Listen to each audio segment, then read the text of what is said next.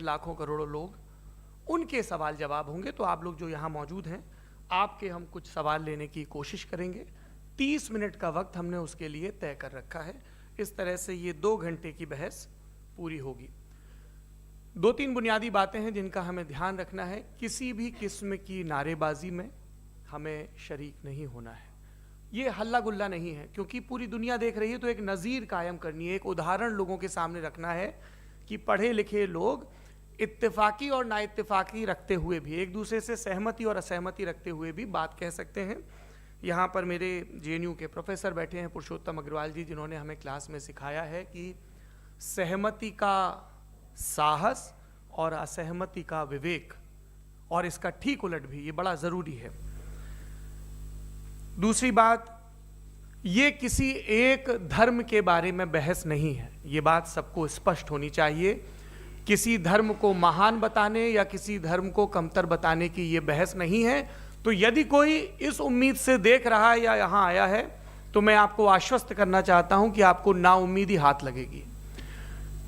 इस बहस में बहुत ज़्यादा धार्मिक प्रतीकों के इस्तेमाल को लेकर भी, ये दोनों लोग जो अभी आपको गंभीर दिख रहे हैं, भले लोग हैं, कल शाम को चाय पर मिले थे, बहुत हंसी मजाक भी इनके बीच हुआ था, और गलबैयाँ डालते हुए एक तस्वीर भी हुई थी। ये इस बात का प्रमाण है कि इंटरनेट पर जो हल्ला मचा हुआ है उसके मुकाबले ये दोनों लोग बहुत ही अच्छे शांत ढंग से बहस के लिए राजी हो गए हैं। ट्विटर की बातें ट्विटर तक सीमित, एलन मस्क आजकल उसको एक्स कहते हैं। और अब इस बहस की शुरुआत मैं इन विद्वानों का, हालांकि इनको परिचय की ज़रूरत नहीं, पर हो सकता है, हमें पत्रकारिता में सिखाया जाता है कि नेवर अज्यूम, विज्ञान भी यही कहता है।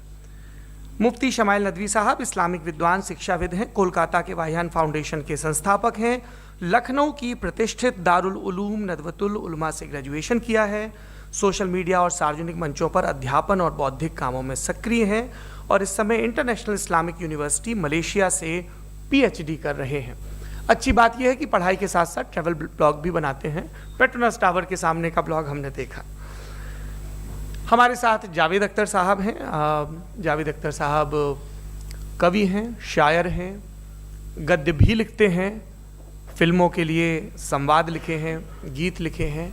इससे इतर ये वैज्ञानिक सोच को लेकर या अपने डिक्लेयर्ड एथिज्म को लेकर भी मुखर रहते हैं और अपने तहीं रैशनैलिटी की बात करते हैं। देवियों और सज्जनों, डज गॉड एग्जिस्ट? इस सवाल का जवाब सब अपने अपने तहीं खोजने की कोशिश कर रहे हैं। कोई इसको गॉड डैम पार्टिकल की खोज बताता है, कोई गॉड पार्टिकल की खोज बताता है, कोई हिग्स बोसान की खोज बताता है, कोई ये सवाल जवाब तलाशने की कोशिश करता है कि मास एग्जिस्टेंस में आखिर आया कैसे, हुआ क्या था, सृष्टि के पहले, समय के पहले क्या था, और कोई ये कहता है कि ये सारी खोजें जिस मस्तिष्क में हो रही हैं प्रकृति के क्रम में, वो कैसे विकसित हुआ। मैं उम्मीद करता हूँ कि हम आज इन बुनियादी सवालों के कुछ जवाब हासिल करने में कामयाब हों। मैं सबसे पहले मंच पर आमंत्रित कर रहा हूँ मुफ्ती शमाइल नदवी साहब को। आइए सर जी।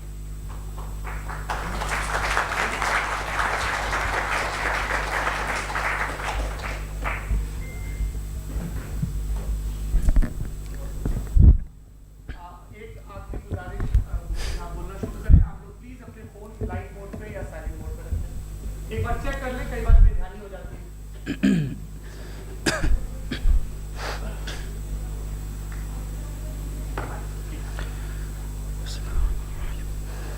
तमाम तारीफ़ें उस क्रिएटर के लिए जिसने इस यूनिवर्स को एक मकसद के तहत पैदा किया है।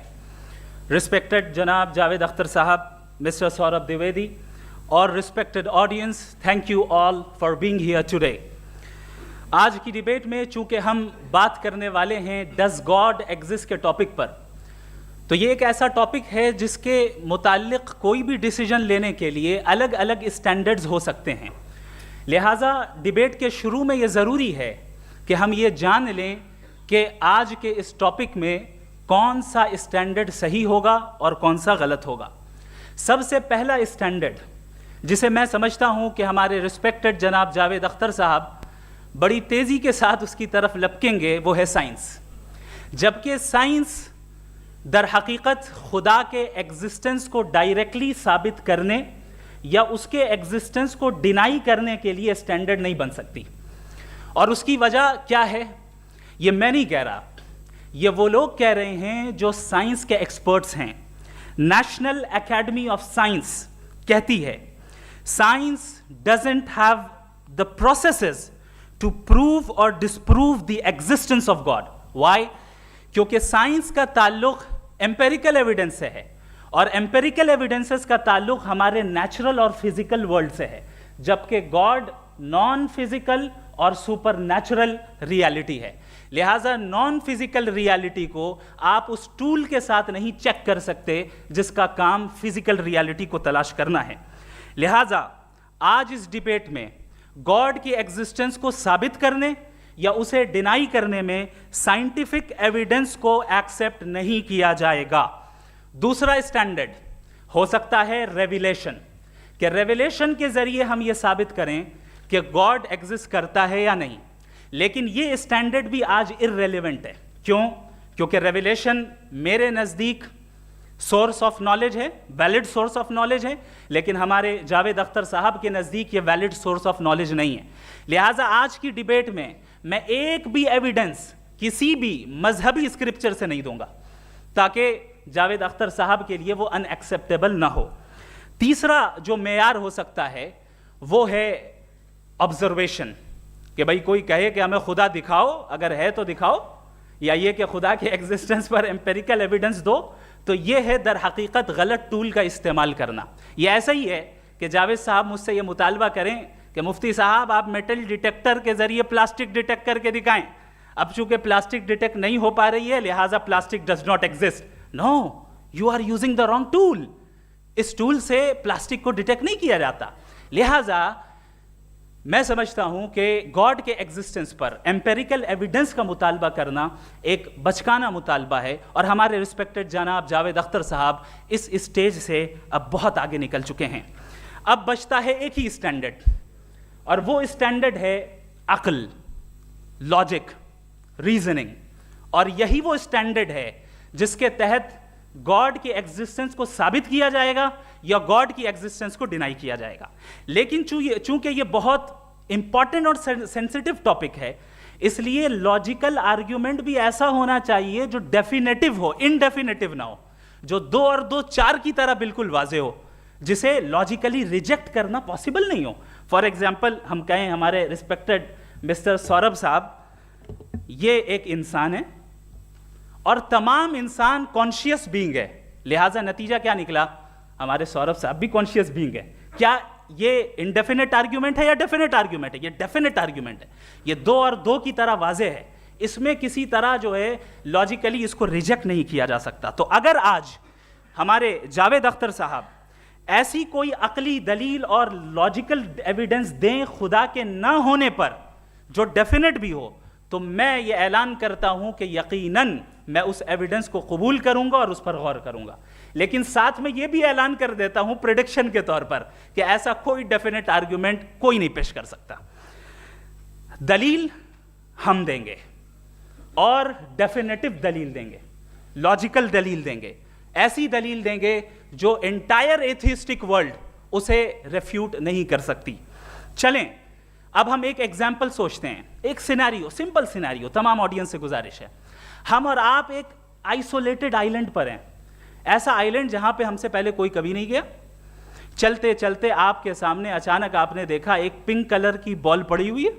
सबसे पहला सवाल आपके जहन में क्या आएगा कि ये बॉल यहां क्यों आई, कैसे आई, ये पिंक कलर की ही क्यों है, कोई और कलर भी हो सकता था, ये इसी शेप में क्यों है, कोई और शेप भी हो सकता था। नेचुरली आप इस तरफ पहुंचेंगे कि कोई ना कोई है जिसने इन स्पेसिफिक प्रॉपर्टीज के साथ इस बॉल को बनाया है और यहां पे रखा है। चूंकि आप जानते हैं कि ये जो बॉल है इसका एग्जिस्ट करना जरूरी नहीं है, ये एग्जिस्ट कर भी सकती थी, नहीं भी कर सकती थी, और एग्जिस्ट करना ही था तो किसी और फॉर्म में करती, किसी और कलर में करती। अब आप इस बॉल को एक्सपैंड करते चले जाएं, एक्सपैंड करते चले जाएं, एक्सपैंड करते चले जाएं, यहां तक कि ये बॉल यूनिवर्स के साइज की हो जाए। बताइए कि क्या साइज के बढ़ जाने से सवाल बदल जाएगा? हरगिज नहीं बदलेगा। अभी भी सवाल रहेगा, ये यूनिवर्स कहां से आया, इन स्पेसिफिक प्रॉपर्टीज के साथ कहां से आया, क्यों आया, किसने बनाया, ये सवाल उस वक्त भी वैलिड रहेगा। लेकिन ये सवाल अगर हम जनाब जावेद अख्तर साहब से करें तो चूंकि इनका वर्ल्ड व्यू एथिस्टिक है, और सिर्फ इनका नहीं, मतलब जितने भी एथिस्ट हैं और एथिस्टिक वर्ल्ड व्यू को रखने वाले से अगर आप ये सवाल करें कि ये यूनिवर्स कहाँ से आया, तो इनका जवाब या तो आर्ग्यूमेंट फ्रॉम इग्नोरेंस होगा या डॉगमेटिक होगा। या तो ये कहेंगे कि मुझे नहीं पता कि ये कहाँ से आया, लिहाजा गॉड डज नॉट एग्जिस्ट, ये आर्ग्यूमेंट फ्रॉम इग्नोरेंस है। या ये कहेंगे कि ये यूनिवर्स खुद ब खुद बन गया, इसका मतलब ये है कि उस बॉल को भी खुद ब खुद बन जाना चाहिए, लेकिन बॉल के ताल्लुक से ये एक्सप्लेनेशन एक्सेप्ट नहीं की जाएगी कि ये खुद ब खुद बन गई, लेकिन यूनिवर्स के ताल्लुक से कर दिया जाएगा। इसे हम दूसरे अल्फाज में डॉगमा भी कह सकते हैं। दूसरी चीज़, हमारे जावेद अख्तर साहब ज़रूर गॉड ऑफ गैप्स की मिसाल भी ज़रूर देंगे, और मिसाल देंगे कि पहले ज़माने में बिजलियाँ कड़कती थी तो लोगों ने किसी एक खुदा की तरफ, और बारिश होती थी तो दूसरे खुदा की तरफ मंसूब कर दिया, उनके पास दलील नहीं थी। यह हमारा वर्ल्ड व्यू है ही नहीं, यह हमारा वर्ल्ड व्यू है ही नहीं, क्योंकि नेचुरल फिनोमेना के प्रोसेस की इंटरप्रिटेशन को जान लेने से यह कहाँ से साबित हो गया कि गॉड एग्जिस्ट नहीं करता है। इस पर मैं इंशाअल्लाह अभी आगे बात करूँगा। आप हजरात ये भी देखेंगे, और मैं ये एक्सपेक्ट करता हूँ कि हमारे रिस्पेक्टेड जनाब जावेद अख्तर साहब ज़रूर इमोशनल आर्ग्यूमेंट्स भी देंगे, जो कि एक लॉजिकल फेलेसी है जब बात आती है ट्रुथ को डिसाइड करने में। क्यों? मिसाल के तौर पर वो कहेंगे कि अगर गॉड है तो ईविल क्यों एग्जिस्ट करता है, जबकि मैं कहता हूं ईविल का एग्जिस्ट करना गॉड के एग्जिस्ट करने की दलील है, उसके खिलाफ नहीं है। चूंकि अगर गॉड है तो हम सब उसके सामने अकाउंटेबल हैं, और अगर हम अकाउंटेबल हैं तो अकाउंटेबिलिटी के लिए ईविल का मौजूद होना ज़रूरी है, उसके बगैर हम अकाउंटेबल नहीं हो सकते। और अगर हम अकाउंटेबल नहीं हैं तो हम जनाब जावेद अख्तर साहब से पूछेंगे कि आप बताएं कि फिर सफ़रिंग इस दुनिया में क्यों है? अगर खुदा नहीं है तो सफ़रिंग क्यों है? और उन लोगों के जज्बे का क्या जिनके अंदर सफ़रिंग के बाद इंतकाम लेने का जज्बा पाया जाता है और वो इस दुनिया से ऐसे ही चले गए, क्या उनकी सारी तकलीफ़ें बेकार चली जाएंगी? अब आ जाएं उसी एग्जाम्पल की तरफ कि बॉल, मुझसे अगर कोई पूछे इस बॉल को किसने बनाया और या इस एक्सपेंडेड बॉल को किसने बनाया, मैं कहूँगा कि चूंकि ये यूनिवर्स और इस यूनिवर्स की तमाम चीज़ें कॉन्टिंजेंट हैं। कॉन्टिंजेंट होने का मतलब ये होता है कि जो अपने एग्जिस्टेंस पे किसी के ऊपर डिपेंड करती हो, तो जाहिर है ये यूनिवर्स कॉन्टिंजेंट है। और अगर कोई चीज़ कॉन्टिंजेंट नहीं है तो मैं रिक्वेस्ट करूंगा कि मुझे दिखा दें कि कौन सी चीज़ यूनिवर्स में कॉन्टिंजेंट नहीं है, हम भी ज़रा गौर कर लें और हम भी देख लें। और जब कॉन्टिंजेंट चीज़ें मौजूद हैं तो फिलोसोफर्स की इस्तिलाह के मुताबिक, हम उस टर्मिनोलॉजी के मुताबिक हम उस जगह तक पहुंचते हैं और उस हस्ती तक पहुंचते हैं जिसे नेसेसरी बीइंग कहा जाता है, कि ये वो नेसेसरी बीइंग है जिसका मौजूद ना होना नामुमकिन हो। क्योंकि अगर ये मौजूद ना हो तो सारी चीज़ें एग्जिस्टेंस में आएंगी ही नहीं, और ये सारी कॉन्टिंजेंट चीज़ें उसी के ऊपर डिपेंड करती हैं। अब अगर आप ये सवाल करते हैं कि फिर उस हस्ती को किसने बनाया, फिर उसका कॉज क्या है, फिर उसका कॉज क्या है, फिर उसका कॉज क्या है, और एंडलेसली चले जाएं, इसे हम कहते हैं इन्फिनिट रीग्रेस ऑफ कॉजेस, जो कि लॉजिकल फेलेसी है। कॉन्सेप्चुअली इन्फिनिटी पॉसिबल है। मिसाल के तौर पे न्यूमेरिकल्स 1 2 3 गिनते चले जाएं, इन्फिनिट नंबर्स हैं। मैं कॉन्सेप्चुअली बात नहीं कर रहा, प्रैक्टिकली रियलिटी में साबित करके दिखाएं कि infinite regress of causes possible हैं या नहीं। अगर पॉसिबल हैं तो हम मान लेंगे, मिसाल दे दें, और पॉसिबल नहीं है तो एक ही ऑप्शन बचता है जिसे हम कहते हैं नेसेसरी बीइंग। ऐसी नेसेसरी बीइंग जो इंडिपेंडेंट है, क्योंकि अगर वो डिपेंडेंट हुई तो वो नेसेसरी नहीं रहेगी। ऐसी इंडिपेंडेंट बीइंग जो इटर्नल है, अगर वो इटर्नल नहीं होगी, उसकी बिगिनिंग होगी, तो वो खुद कॉन्टिंजेंट है। ऐसी बीइंग जो पावरफुल है, क्योंकि कॉन्टिंजेंट को एक्चुअलाइज करने के लिए पावर चाहिए। ऐसी बीइंग जो इंटेलिजेंट है और नॉलेजेबल है, क्योंकि ये यूनिवर्स स्पेसिफिक फॉर्म और स्पेसिफिक लॉज ऑफ नेचर के तहत प्रिसाइजली चल रहा है। Thank you. थैंक यू मुफ्ती साहब। मैं इन दलीलों के बाद जावेद अख्तर साहब से गुजारिश करूंगा, आप बैठ के बोलना चाहेंगे या वहाँ? जी।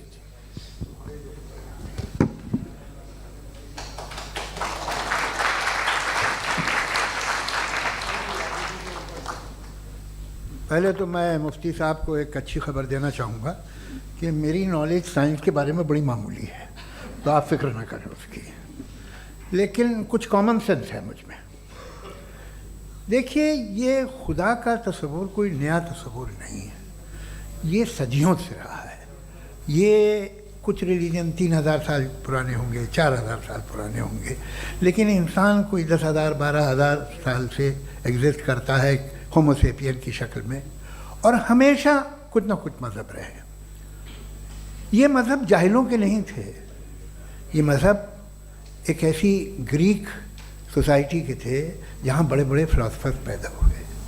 ये मज़हब इजिप्शियंस के थे जिन्होंने पिरामिड्स बनाए थे। ये रोमन्स के थे कि जिनका आर्किटेक्चर और सेनेट यानी पहली बुनियाद डेमोक्रेसी की लिमिटेड थी मगर डेमोक्रेसी थी, ये उन लोगों ने किए थे। तो इनका जो जुपिटर था, रा था, ज़्यूस था, उन्हें उस पर इतना ही एतमाद था जितना आज किसी मजहबी आदमी को अपने खुदा पे होगा।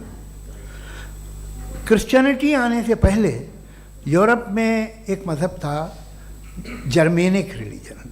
उसका एक खुदा था, उसकी एक बीवी थी, उसके 2 बेटे थे, एक बेटी थी। फिर जर्मनी में जब यूरोप में क्रिश्चियनिटी आई तो वो खुदा, उसकी बीवी और पूरे ख़ानदान चला गया। तो अगर हम हिस्ट्री देखें तो खुदा जो हैं वो ज़्यादातर फ़ानी है, वो हमेशा रहे नहीं। और वो जो लोग इन्हें मानते थे उनको आप कहें वो तो जाहिल थे, उन्हें तो कुछ पता ही नहीं था, ऐसा नहीं है। वो अपने वक्त में बड़े काबिल लोग थे और अपने वक्त में उन्होंने बड़े बड़े काम किए हैं, फिलोसफर्स थे, साइंटिस्ट थे। लेकिन उनका मज़हब कहाँ गया, उनके खुदा कहाँ गए? आज जो खुदा हैं दुनिया में लोग उन्हें मानते हैं। आपको क्या मालूम कि कितने बरसों के बाद क्या होने वाला है? हम यूरोप में देखते हैं तो चर्च खाली हैं। तो वक्त के साथ चीज़ें बदलती हैं। जहाँ तक इसका ताल्लुक़ है मज़हबों का, हर मज़हब आपसे एक चीज़ मांगता है, फेथ। ये फेथ क्या चीज़ होती है? What is the difference between faith and belief? ये तो बहुत ही अहमकाना बात होगी कि कोई आदमी कहे साहब अगर खुदा है तो मुझे दिखाइए। ये तो जाहिलाना बात हुई। मैंने तो नॉर्थ पोल नहीं देखा है मगर मैं मानता हूँ कि नॉर्थ पोल है। मैं क्यों मानता हूँ? इसलिए कि अगर ये दुनिया राउंड है तो उसका कोई टॉप होगा। कुछ लोग हैं जो वहाँ गए भी हैं, कॉमन सेंस कहता है कि ऐसा होगा, सबूत है, गवाह है, रीज़न है। तो ये मेरा फेथ नहीं है। तो फेथ में और बिलीफ में डिफरेंस क्या है? जो मज़हब मांगता है आपसे, हर मज़हब फेथ मांगता है। फेथ का मतलब ये है कि ना कोई गवाह हो, ना कोई सबूत हो, ना कोई रैशनल हो, ना कोई लॉजिक हो, ना कोई प्रूफ हो, मगर तुम एक बात को मानो। ये है फेथ। वरना बिलीफ होता। अगर इसमें कुछ भी सबूत होते, गवाह होते, तो फिर इसे आप बिलीफ कहते हैं। जैसे मेरा बिलीफ है कि नॉर्थ पोल है, मेरा फेथ थोड़ी है। फेथ इन तमाम शर्तों को रद्द करता है। तो फिर स्टुपिडिटी क्या है? अगर मैं एक बात ऐसी मानूं जिसकी ना कोई लॉजिक है, ना कोई रैशनल है, ना कोई प्रूफ है, ना कोई गवाह है, ना कोई सबूत है, और मैं उसे मानूं, तो ये स्टुपिडिटी हुई। इसे ही भाई कल को मैं यकीन कर लूँ कि एलॉन मस्क जो है मेरा भाई है तो मुझे इंतहाई खुशी होगी, सुकून भी बहुत मिलेगा मुझे। लेकिन और कहे भाई क्यों मानते हो, क्या सबूत है? भाई वो तो अमेरिकन है और तुम तो इंडियन हो, वो तो नस्ल अलग है, तुम्हें कभी मिले भी नहीं। साहब देखिए मेरा फेथ है, इस पर बात न किया। फेथ का मतलब ही यह है कि आप प्रूव नहीं कर सकते। अगर आप प्रूव कर सकते हो तो फेथ की ज़रूरत ही नहीं, फिर तो आप बात करेंगे, आप कितनी बहस कर लीजिए। अल्टीमेटली दुनिया का हर मज़हब फेथ पे टिका है, और फेथ का मतलब है एक ऐसा यकीन जिसका कोई सबूत, कोई गवाह, कोई रैशनल नहीं। अब आप ये कहें, क्या आप ये क्यों कह रहे हैं कि साहब ये कायनात किसने बनाई? कमाल ये है कि आपने बताया कि एक आइलैंड पे गए और एक बॉल देखी। आपने ये नहीं कहा कि आइलैंड किसने बनाया, आपको सिर्फ बॉल पे हैरत हुई। हमने आइलैंड पे हमने हैरत नहीं की, होते हैं आइलैंड। इसी तरह ये आइलैंड है, सितारे, ये गैलेक्सीज, ये सब आइलैंड हैं खला में। हम उन्हें टेकन फॉर ग्रांटेड लेते हैं, हम पूछते नहीं किसने बनाए। आपने जजीरे के बारे में भी नहीं पूछा है। मेरी पैदाइश कैसे हुई? क्या मैं प्लान्ड पैदा हुआ था? I was plan to be born, या एक लकी स्पर्म था जो किसी एक से चिपक गया? मेरी पैदाइश रैंडम है। रैंडम। और इंसाफ जिसे आप कहते हैं, इंसाफ का तो नेचर से कोई वास्ता ही नहीं है। जो आप कहते हैं कि एक दिन इंसाफ मिलेगा, इंसाफ is a human concept, nature में कोई इंसाफ नहीं। अगर शेर हिरन को खा जाता है तो उसे कोई सजा नहीं मिलती। अगर एक आंधी आती है और हरे भरे पेड़ों को उखाड़ के फेंक देती है तो आंधियों की जेल नहीं होती है। नेचर में इंसाफ नहीं, इसलिए मुझे नेचर को इंसाफ की ज़रूरत भी नहीं। नेचर तमाम एक है। अब हम कहें कि साहब ये देखिए जो मैंने खाना खाया था, ये मेरी आँख तो नहीं यूँ कर दिया उसे, तो इसे सज़ा मिलने नहीं, वो सिस्टम है, ऐसे ही चल रहा है। नेचर बग़ैर इंसाफ के है। इंसाफ इज़ अ ह्यूमन कॉन्सेप्ट। तो जो आपसे कहता है कि मैं तुम्हें इंसाफ दूंगा, वो इंसानी जहन की पैदावार है। ये नेचुरल है ही नहीं, ये आसमानी है ही नहीं। नेचर का तसव्वुर, इंसाफ का तसव्वुर। भाई आप साथ मिलते हैं, अब आप लेफ्ट हैंड ड्राइव कर लें, ये क्या है? तमाम सच, तमाम नेकी, तमाम शराफत लेफ्ट हैंड ड्राइव है। वरना क्या होगा, या तो आप क्रॉस कर देंगे, आपका एक्सीडेंट हो जाएगा, या आप किसी को मार देंगे, या ट्रैफिक जैम हो जाएगा। झूठ, बेईमानी, रिश्वतखोरी, ये तमाम जो है driving on the wrong side है। इसके ऊपर कुछ नहीं। ये तो हमने बनाया, जैसे हमने लेफ्ट हैंड ड्राइव बनाई है। ये कॉन्सेप्ट ऑफ इंसाफ जो है ये हमारा है, इसका नेचर से कोई वास्ता नहीं। शेर खा जाता है हिरन को, उसे जेल होती है क्या? कुछ भी नहीं, है ही नहीं। तो ये जो दुनिया के रिलीजन प्रॉमिस करते हैं आपसे इंसाफ, इसी से मालूम होता है कि ये मैन मेड है। ये तसव्वुर कहीं और का है ही नहीं। जो नेचर है, कुछ लोग कहते हैं नेचर ही खुदा है, तो नेचर में तो इंसाफ नहीं कहीं। और आप वादा कर रहे हैं कि तुम्हें मरने के बाद इंसाफ मिलेगा। मुझे अगर मिलेगा तो मैं बहुत खुश हूँगा, लेकिन मैं यकीन नहीं कर पाता हूँ, इसलिए कि मैं फेथ नहीं पैदा कर सकता। The very fact that religions demand faith, इसका मतलब है कि उनके पास जस्टिफिकेशन नहीं है। अच्छा था, फिर रिलीजन अगर मॉडरेशन में है, कोई सा भी रिलीजन, वो आप में कुछ खूबियाँ भी पैदा करता होगा। देखिए उससे ये फ़ायदा है, वो फ़ायदा है। अल्कोहल जो है वो ज़्यादातर दवाओं में यूज़ होती है। और एक सर्वे किया गया था अमेरिका में कि लॉन्जिटिविटी किन लोगों की है, तो एक तरफ वो लोग थे जो शराब पीते ही नहीं थे, और एक तरफ वो थे जो एक बोतल शराब रोज़ पीते थे। सबसे ज़्यादा लंबी उम्र की है जो 2 पैक नाप के शराब पीते और खाना खाते हैं। मगर हम शराब को बुरा समझते हैं, मैं भी बुरा समझता हूँ। क्यों? ऐसा होता नहीं। कुछ चीज़ों में आदत होती है कि वो बढ़ती है। आज तक में एक आदमी दूध पीता है, आप 10 साल बाद भी मिलेंगे तो एक ही गिलास पीता होगा। ऐसा नहीं होता, सुबह से दूध पीता रहता है। मिल्कोहलिक मैंने नहीं देखे, अल्कोहलिक होते हैं। ये टेंडेंसी है मजहब की कि वो बढ़ता है, जैसे कैंसर बढ़ता है, जैसे शराब बढ़ती है। कुछ लोग होंगे जो उसे सही तरह से यूज़ करते। मुझे यकीन है कि हमारे मुफ्ती साहब भी उनमें से एक हैं। इनसे बहुत खुशी हुई मुझे इनसे मिलकर। लेकिन कितने लोग हैं कि आज आप देखते हैं दुनिया में जो तबाहियाँ हैं, इनमें कितना हाथ है उन लोगों का जो बिलीवर कहते था मजहब ये नहीं कहता, ना कहता होगा, मगर जब ये मजहब पीते हैं तो ऐसे बिहेव करते हैं। थोड़ा सा अगर हो तो शायद बहुत अच्छी बात, लेकिन शराब थोड़ी सी नहीं रहती, उसमें टेंडेंसी है। पहले थोड़ा सा अगर 2-3 कैंसर के सेल हो ना बॉडी में तो आदमी सिम रहेगा, लेकिन वो 2-3 सेल नहीं रहते, वो मल्टीप्लाई होते हैं। जावेद साहब टाइम पूरा हो गया। टाइम हो गया तो बस बात खत्म हो गई। अच्छा, मुझे कुछ और कहने को था भी नहीं। जी, मैं पहले जवाबी दौर के लिए इनवाइट कर रहा हूँ मुफ्ती साहब को। Your rebuttal round 1, you have 7 minutes.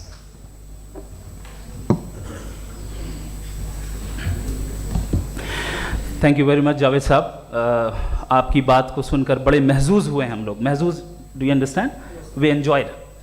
Okay अब थोड़ा सा लॉजिकली उसको हम लोग देखते हैं। दरअसल हम लोगों ने कल गुजारिश की थी मुफ्ती साहब से भी, जावेद साहब से भी, कि हिंदुस्तानी ज़बान आम फहम सबको समझ में आ जाए और जहाँ कहीं आप मुश्किल शब्द इस्तेमाल करें वहाँ बताते भी चलें। Thank you. तो सबसे पहले हमारे रिस्पेक्टेड जावेद साहब ने हवाला दिया कि खुदा फ़ानी है, कितने मजहब आगे चले गए, किसी ने जुपिटर को खुदा माना, किसी ने किसी को माना। मैं कहता हूँ जिसने कॉन्टिंजेंट चीज़ को खुदा माना, गलत माना, वो खुदा ही नहीं, वो खुदा ही नहीं है। हम तो नेसेसरी बीइंग को साबित करने बैठे हैं, वो नेसेसरी कॉज जो इटरनल है, जो अबदी भी है और अजली भी है, हम किसी और को साबित करने नहीं बैठे। दूसरी चीज़ उन्होंने कहा कि फेथ एंड बिलीफ, ये एक ऐसी डेफिनेशन है फेथ की जो इन्होंने पहली मर्तबा पेश की है, या माफ़ कीजिएगा इन्होंने पहली मर्तबा पेश नहीं की है, रिचर्ड डॉकिंस ने पहली मर्तबा पेश की है। मुझे मालूम है ये सोर्स कहाँ से है। एपिस्टेमोलॉजिकली फेथ और बिलीफ का फर्क आप इस तरह नहीं कर सकते सर। फेथ सही भी होता है, गलत भी होता है, बिलीफ सही भी होता है, गलत भी होता है। जो लॉजिक, रीजन और एविडेंस से बैक्ड होगा वो फेथ सही होगा। और आप जिस फेथ की बात कर रहे हैं कि इलॉजिकल है और उसके पीछे नहीं है, तो we are on the same page.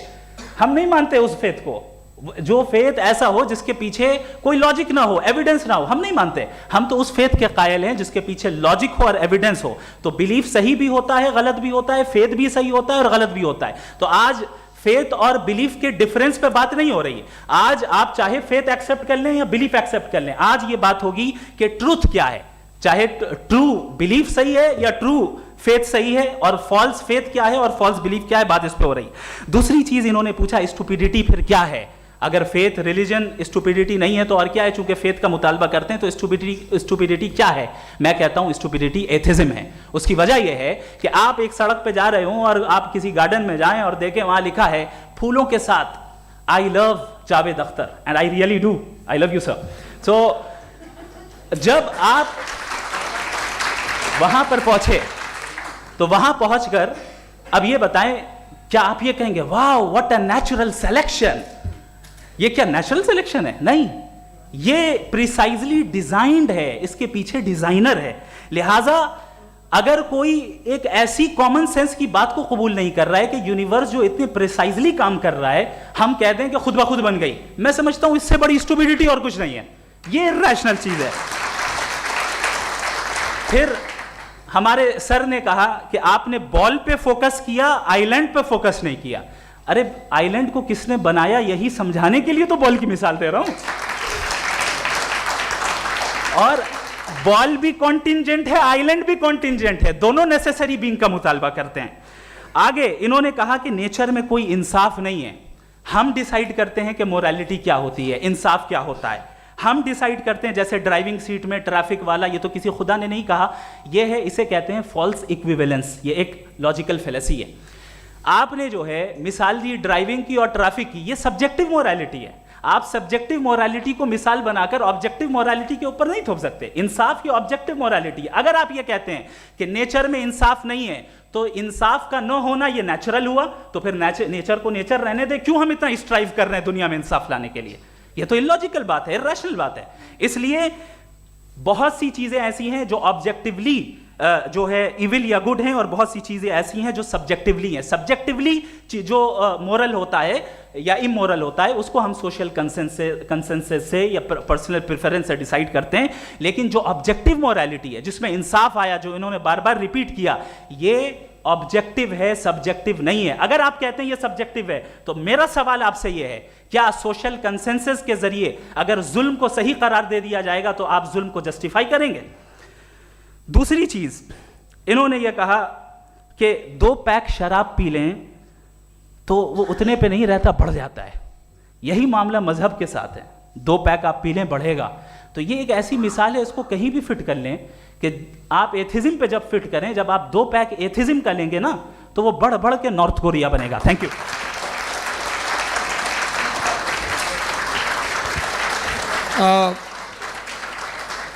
First round की रिबटल के लिए मैं जावेद साहब को इनवाइट कर रहा हूं। आपके पास 7 मिनट का वक्त है, रीसेट कर दीजिएगा प्लीज़।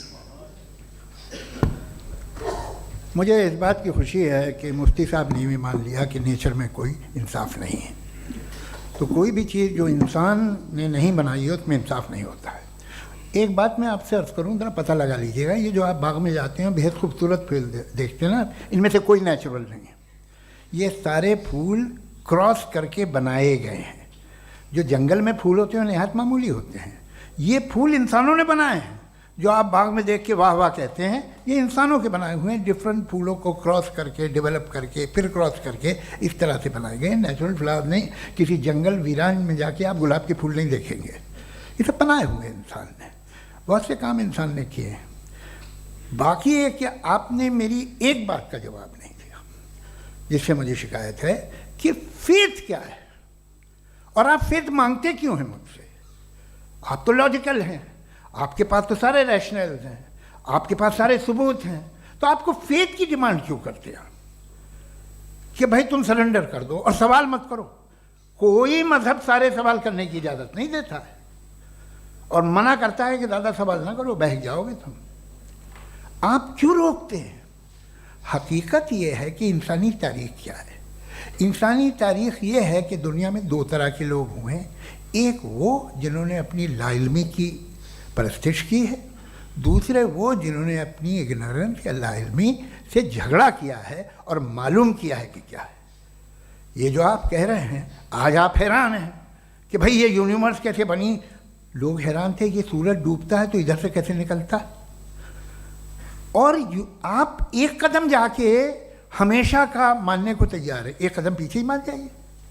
भाई आप इसके बाद जाते हो, कहते सवाल ना करना कि ये कहाँ से आया, ये पावर तो हमेशा से हमेशा रहेगी। तो आप यूनिवर्स के बारे में मानने में क्या तकलीफ है? एक कदम पहले रुक जाइए। ये हमेशा से थी या नहीं थी, हमें मालूम नहीं है।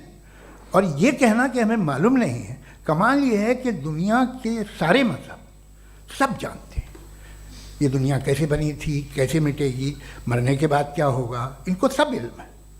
इनको किसी को डायनासोर होते थे पहले ये नहीं पता था, किसी को नहीं पता। किसी भी दुनिया की मजहबी किताब में डायनासोर का जिक्र नहीं है। लेकिन बाकी सब बातें, how to make universe in 4 easy lessons and बाकी सब पता है। जिसको सब पता है वो गड़बड़ है।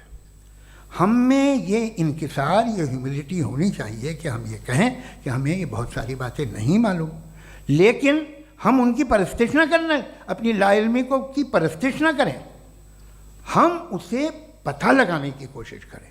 जिस दुनिया में आप बैठे हैं सर, ये हॉल जो है, ये इलेक्ट्रिसिटी जो है, ये माइक जो है, जिस हवाई जहाज से आप आए थे, वो जिस कार से आप यहाँ आए हैं, ये सब उन लोगों की बनाई हुई है जिन्होंने सवाल किए थे। ये दुनिया जिसमें आप आज आराम से हैं, ये उन लोगों की बनाई है कि जिन्होंने सवाल किए थे। और हर स्टेज पे इन सवालों को मकरूह कहा गया था, गलत कहा गया था। आप ज़रा तारीख़ पढ़िए, एक बड़ी दिलचस्प किताब है बर्ट्रैंड रसेल की, जिसमें उसने रिलीजन एंड साइंस कि कब से रिलीजन जो है साइंस के अगेंस्ट है। और हद तो ये है कि भाप के इंजन के खिलाफ थे, स्टीम इंजन के भी खिलाफ थे, और फतवे हुए उन पर, वेटिकन ने दिए। तो ये हमेशा, अभी जैसे ही ये राइट विंगर आते हैं अमेरिका में पावर में, तो वो जो अपना ये क्या बोलते हैं उसे, सीड क्या वर्ड है, सीड क्या जो, हाँ नहीं सीड जो होते हैं जिन पे जी नहीं भाई, वो जो ह्यूमन बॉडी के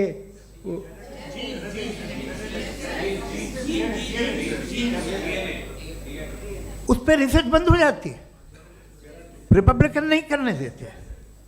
अरे भाई इतना डर क्या है तुम्हें? एक ज़माने में बहुत नाराज़ थे ये सारे मजहबी लोग कि ये इंसान तो इंसान बनाने की कोशिश कर रहा है। आपको क्या तकलीफ भाई, बना ले तो बना लेने दो, ये खौफ क्या है? और ये सब आज जो आप कह कर रहे हैं नामुमकिन है, ये कैसे हुआ? मुझे एक किस्सा याद आता है।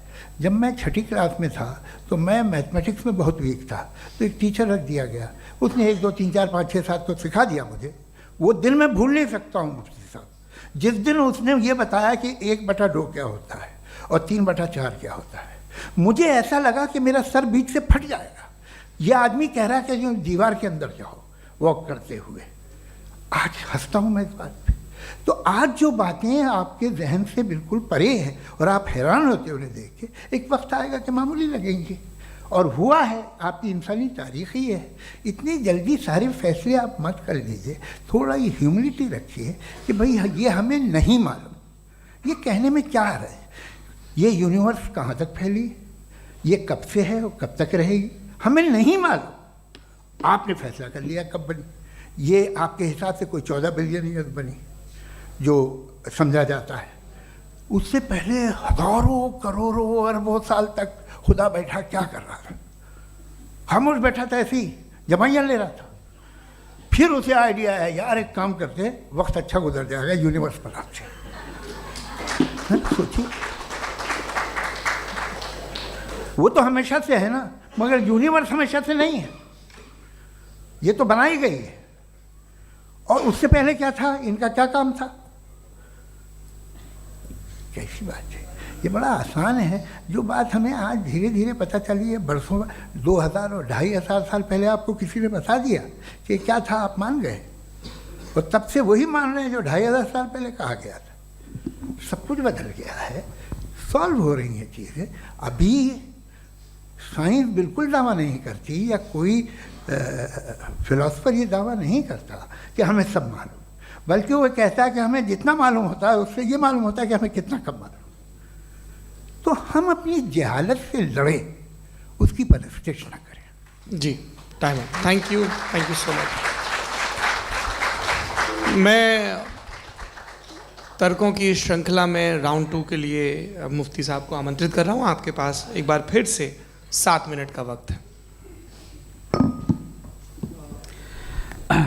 शुक्रिया। जनाब जावेद अख्तर साहब कई मरतबा दोहरा रहे हैं कि फ़ेथ का मतलब बताइए, फ़ेथ का मतलब बताइए। मैंने बता दिया, फ़ेथ सही भी होता है, गलत भी होता है। और आज हम फ़ेथ पे बात नहीं कर रहे, हम ट्रुथ और डज गॉड एग्जिस्ट पे बात कर रहे हैं।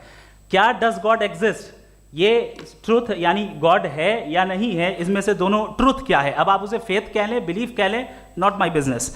उसके बाद आपने कहा कि भाई सवाल करने से मजहब रोकता है। मैं कहता हूं जो रोकता है वो रोकता होगा, मैं नहीं रोकता, बल्कि सवाल करें, सवाल करना चाहिए। सवाल कर करके तो हम आगे बढ़ते हैं, तरक्की करते हैं, और इसीलिए मैं आज यहाँ पे आया हूँ। लेकिन सवाल सिर्फ खुदा से नहीं होगा, आपसे भी होगा। सवाल एथिज्म से भी होगा, सवाल सिर्फ मजहब से नहीं होगा, सबसे होगा। और आज मैं सवाल करूंगा और उम्मीद है कि आप जवाब देंगे। अभी तक आपने वैसे कॉन्टिंजेंसी आर्गुमेंट का कोई जवाब नहीं दिया है। चलें, आपने कहा यूनिवर्स के बारे में इटर्नल क्यों नहीं बोल देते। ये चूंकि लॉजिकली पॉसिबल ही नहीं है कि यूनिवर्स इटर्नल हो। यूनिवर्स एक कॉन्टिंजेंट चीज़ है जो टाइम एंड स्पेस के पाबंद है, टाइम एंड स्पेस से बाउंड है। जो टाइम एंड स्पेस से बाउंड होगा वो कॉन्टिंजेंट होगा, जो कॉन्टिंजेंट होगा वो उसकी बिगिनिंग हुई होगी, जिसकी बिगिनिंग हुई होगी वो इटर्नल नहीं हो सकता। ये तो कॉमन सी बात है। आपने कहा कि किसी मजहबी किताब में डायनासोर का जिक्र नहीं है। अफसोस कि आज तक किसी मैथमेटिक्स की किताब में मुझे डायनासोर का जिक्र नहीं मिला। तो इसका मतलब मैथमेटिक्स की किताब बेकार है? नहीं, उसका वो टॉपिक नहीं है। रेवलेशन का और मजहबी किताबों का टॉपिक ये नहीं है कि आपको आके बताए साइकिल कैसे बनाते हैं, या आकर ये बताएं कि जो है डायनासोर कब था। वो तो मोरालिटी सिखाने आया है, गॉड के बारे में बताने आया, नॉन फिजिकल रियलिटी की हकीकत को सिखाने के लिए आया। रिलीजियन साइंस को रोकता है? नहीं रोकता। अगर रोकता है तो गलत करता है। रिलीजियन साइंटिज्म को रोकता है, जिसमें हमारे जावेद साहब मुब्तला हैं। साइंस और साइंटिज्म में फर्क है। साइंटिज्म यह है कि आप समझें कि साइंस और साइंटिफिक मेथोडोलॉजी ये नॉलेज को हासिल करने का वाहिद सोर्स ऑफ नॉलेज है। यह है साइंटिज्म। हम इसे रिजेक्ट करते हैं। हम साइंस को तो तरक्की करते हैं। भाई आप हमारी पूरी तारीख कर लें, पढ़ लें तो आपको पता चल जाएगा। बहरहाल ये अलग टॉपिक है। उसके बाद इन्होंने एक लफ्ज़ कहा, वेटिकन ने फतवा दिया। वेटिकन का फतवे से कोई ताल्लुक नहीं है, दोनों कॉन्ट्राडिक्टरी अल्फाज हैं। उसके बाद उन्होंने कहा कि भाई हमें नहीं मालूम। अगर नहीं मालूम तो क्लियरली कह देना कि नहीं मालूम है, इसमें क्या हर्ज है। तो वही तो मैं कह रहा हूं ना कि आप कह दें कि नहीं मालूम, लेकिन क्लेम क्यों कर रहे हैं कि गॉड एग्जिस्ट नहीं कर रहा है। आप कह दें नहीं मालूम है, हो सकता है हो सकता ना हो, लेकिन आप क्लेम कर रहे हैं। The moment you say God does not exist, this is a claim, and now the burden of proof is upon you too, जैसे हमारे ऊपर है। और क्यों है मैं बताता हूं, क्यों है ये भी मैं बताता हूं। फिलोसॉफिकली जो क्लेम होता है ना, सिर्फ ये नहीं होता कि इंसान कहे पॉजिटिव क्लेम करे और नेगेटिव क्लेम करे तो बर्डन ऑफ प्रूफ नहीं है। आप मिसाल के तौर पे मैं कहूं कि फुला उस कमरे में कोई नहीं है, मैंने एक नॉलेज का क्लेम किया है, उस कमरे में कोई नहीं है, मैंने एक नॉलेज का क्लेम किया। या तो मैं कहूं मुझे नहीं पता, हो भी सकता है नहीं भी हो सकता है, this is not a claim. लेकिन जब मैं कह रहा हूं कि वहां कोई नहीं है या मैं कह रहा हूं वहां कोई है, दोनों क्लेम है और दोनों के ऊपर बर्डन ऑफ प्रूफ है। हमारे ऊपर भी बर्डन ऑफ प्रूफ है, मैंने कंटिजेंसी आर्ग्यूमेंट दिया, इसे तोड़कर दिखाइए। आखिरी चीज, इन्होंने कहा कि खुदा दुनिया बनाने से पहले 150 साल पहले या करोड़ों साल पहले क्या कर रहा था। अरे हजरत, चलें बहरहाल मैं जवाब दे देता हूं, आप हमारे रिस्पेक्टेड पर्सनालिटी हैं, अगर आप नहीं होते तो मैं इसे एंटरटेन ही नहीं करता। टाइम, ये 100 साल पहले या 100 साल बाद, पहले बाद में अभी, ये वो अल्फाज हैं जिनका ताल्लुक टाइम से है। टाइम शुरू ही हुआ है यूनिवर्स की बिगिनिंग के बाद, तो उसके पहले खुदा क्या कर रहा था, सवाल इलॉजिकल है, ये फेलेसी है। यानी आप ये कह रहे हैं कि यूनिवर्स के बनने से पहले खुदा क्या कर रहा था, टाइम के बनने से पहले, पहले का ताल्लुक टाइम से, टाइम उस वक्त था ही नहीं, तो ये सवाल ही इनवैलिड है खुदा के ताल्लुक से। दूसरी चीज, आर्ग्यूमेंट ऑफ कंटिजेंसी जो मैंने आपके सामने पेश की है, आपने बार बार ये प्रूफ किया और ये कह रहे हैं कि गॉड ऑफ गैप्स। देखिए पहले नहीं मालूम था, साइंस ने कर दिया। सिंपल्स की मिसाल से मैं समझा देता हूं। जिस गैप्स की आप बात कर रहे हैं ना, साइंस उन गैप्स को जिन चीज के जरिए भी प्रूव करेगा वो कॉन्टिंजेंट ही होगा, अब चाहे वो फोर्स हो, मैटर हो या एनर्जी हो। लिहाजा सवाल हमारा उस वक्त भी वैलिड होगा जब तक कि आप नेसेसरी बीइंग पे ना आ जाएं, और इन्फिनिट रिग्रेस पॉसिबल नहीं है of causes in practical world, तो जाहिर है कहीं रुकना पड़ेगा, जहां रुकेंगे वही खुदा है। दूसरी चीज, आपने ये कहा, क्या कह रहा था मैं, किस पॉइंट को? What? Oh no, after that. Just now. हाँ, जहां रुकेंगे वही खुदा है। बहरहाल, तो टाइम का जिक्र हो गया, गॉड ऑफ गैप, सॉरी, या इसकी एक मिसाल आप ले लें। एक कार है, एक साहब ने देखा कि भाई कार जो है उसके व्हील्स कितने अच्छे लगे हुए हैं सही जगह पे, स्टीयरिंग जो है कितने अच्छे जगह पे लगी हुई है, और सीट्स कितने वेल डिजाइंड है, कितनी प्रिसाइजली ये कार काम कर रही है, तो जरूर कोई ना कोई इसे क्रिएट किया है, किसी ने क्रिएट किया है। अब जावेद साहब आए और कहे अरे जनाब बोनेट खोलिए, इसमें इंजन है, इंजन इस कार को चला रहा है, hence prove no one has created the car. This is illogical, this is irrational. आपने इंजन के जरिए उस गैप को तो साबित किया, लेकिन क्या उससे कार की जो क्रिएशन है और उसका जो क्रिएटर है ये इम्पॉसिबल हो जाए, ऐसा पॉसिबल है? उसका सवाल खत्म हो जाए, ऐसा पॉसिबल है? नहीं। आपने गैप्स को फिल करके, कॉन्टिंजेंट चीजों से गैप्स को फिल करके हमारे ऑब्जर्वेशन को और ब्रॉड कर दिया। अब हमें और पता चल गया कि ये जो कार है इसका सिस्टम कितना ज्यादा कॉम्प्लेक्स है। पहले कम समझते थे, अब कॉम्प्लेक्सिटी और ज्यादा वाजे हो गई। अब हमें समझ में आ रहा है कि हमारी सर्टेनिटी और बढ़ गई कि जरूर इस कार को किसी ना किसी ने बनाया। यही मामला यूनिवर्स का है। साइंस हमेशा फिजिकल वर्ल्ड की चीजों को ही फिल करती जाएगी और फिजिकल चीजों से ही करती जाएगी, चूंकि एम्पेरिकल एविडेंस का ताल्लुक फिजिकल वर्ल्ड से है। आप साइंस के जरिए मेटाफिजिकल रियलिटी को कभी साबित नहीं कर सकते। ये रॉन्ग टूल का इस्तेमाल करना है। ये वही काम है कि आप मेटल डिटेक्टर से प्लास्टिक डिटेक्टर करने चलें, जो कि जाहिर है सही नहीं है। Thank you.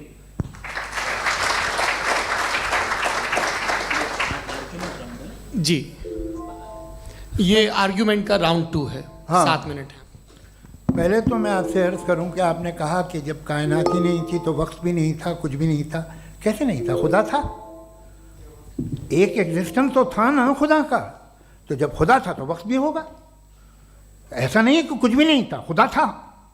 अच्छा, बाकी ये कि आपने कहा साहब आप साबित कीजिए, आपके पास भी लॉजिक है, मेरे पास भी लॉजिक है। आप मेरा जिम्मेदारी नहीं है साबित करना कि खुदा है।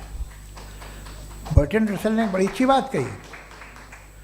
बर्टन रसल ने बड़ी अच्छी बात कही। मैं आपसे अगर ये दावा करूं कि एक चाय की केतली मरीख के चारों तरफ घूम रही है, मार्स के चारों तरफ, तो यह आपका काम नहीं है कि आप साबित करें कि कोई चाय की केतली नहीं है। ये मेरा काम है, मैंने दावा किया है। ये दावा तो मजहबी लोग करते हैं कि खुदा है, मैं क्यों साबित करूं कि नहीं है? जब तक आप मुझे कन्विंस नहीं कर देंगे मैं नहीं मानूंगा। आपकी जिम्मेदारी है, मेरी जिम्मेदारी नहीं है। दोयम ये कि ये जो आप कह रहे हैं, जो गैप्स हैं, ये गैप जब जब किसी मजहब को चैलेंज करते हैं, जब ऐसा कोई बात आती है तो हंगामा हो जाता है कि जब वो चैलेंज करें किसी फेथ को।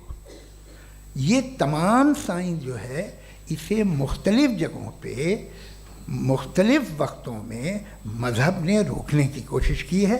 ये किताब है religion and science Burton Russell की, पढ़िएगा, अच्छी लगेगी आपको।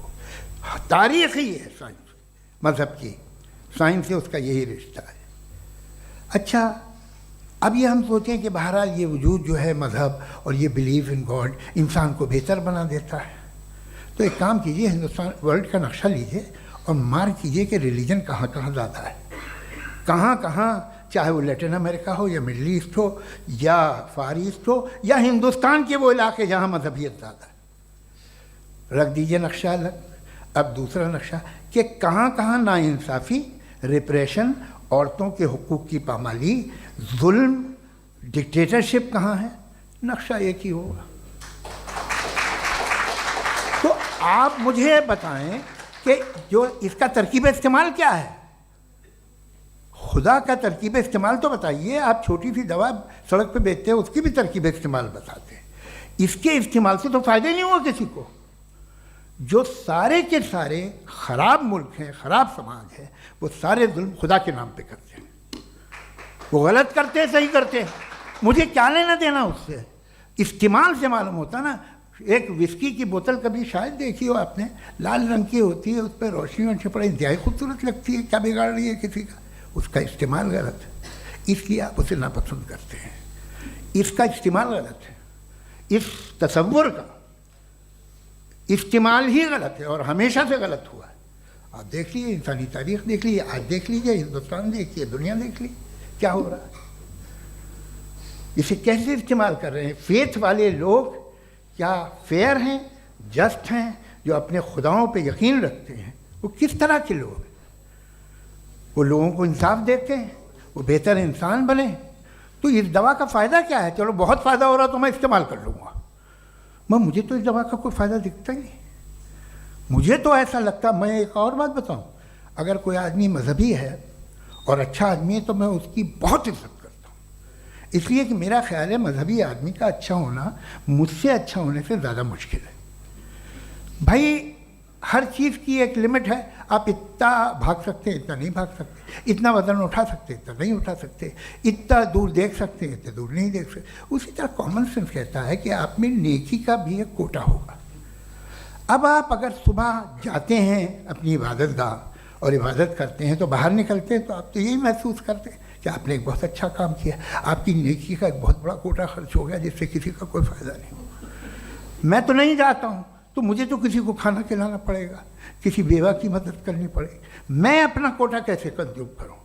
आप अपना कोटा, सारे मजहबी लोग इंतहाई यूजलेस कामों में यूज़ करते हैं। उसके बाद भी अगर आप में बच्ची है थोड़ी सी शराफत, तो भाई वाह क्या बात है।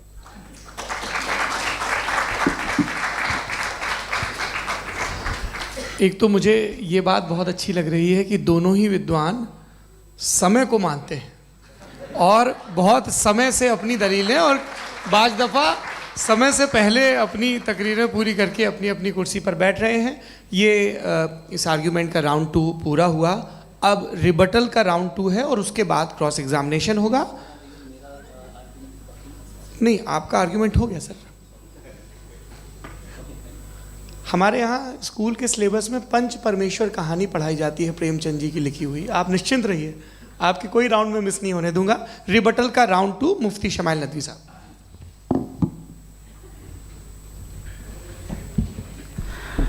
असल में जो हकीकी प्रॉब्लम है, असल प्रॉब्लम है, वो ये है कि जावेद साहब के पास कॉन्सेप्ट ऑफ गॉड क्लियर नहीं है।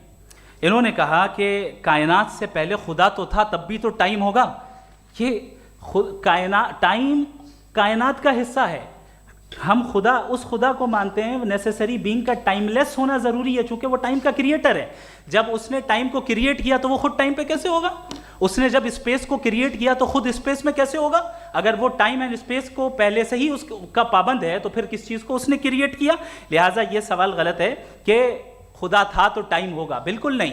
टाइम के पाबंद हम है, खुदा नहीं है। हम फिजिकल वर्ल्ड से ताल्लुक़ रखते हैं, वो मेटाफिजिकल रियलिटी है। दूसरी चीज़ इन्होंने मिसाल दी कि चाय की केतली हवा में घूम रही होगी, और पता नहीं शायद वो बर्टन रसल का उन्होंने हवाला दिया। बहरहाल यही प्रॉब्लम है। प्रॉब्लम यही है कि हम चीज़ों के दरमियान डिफ्रेंशिएट नहीं कर पाते हैं। ये जो आपने मिसाल दी ये इमेजिनेशन है, और मैं जो साबित कर रहा हूँ वो लॉजिकल नेसेसिटी है। आप इमेजिन करने आए तो कुछ भी करें, जुपिटर में पिंक एलिफेंट होगा, यूनिकॉर्न होगा, करें, उससे कायनात पे क्या फर्क पड़ता है? उससे आप लॉजिकल नेसेसिटी साबित नहीं कर सकते।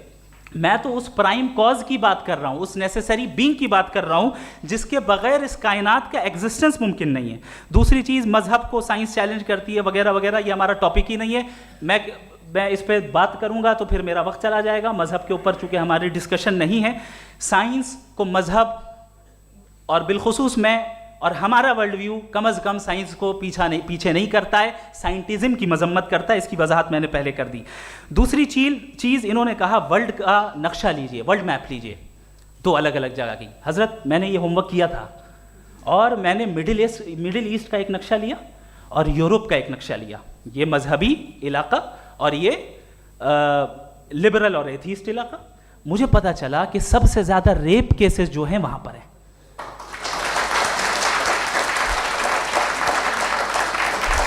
मुझे ये पता चला यूएन की रिपोर्ट के मुताबिक, मैं ये अपने घर से नहीं लेके आ रहा, कि जो वर्किंग वुमेन है यूरोपियन कंट्रीज में, उसमें 81% वुमेन सेक्सुअल हैरेसमेंट का वर्क में शुमार हो रही है। ये मिडिल ईस्ट में नहीं हो रहा है, वो मजहबी लोग हैं इसलिए नहीं हो रहा है।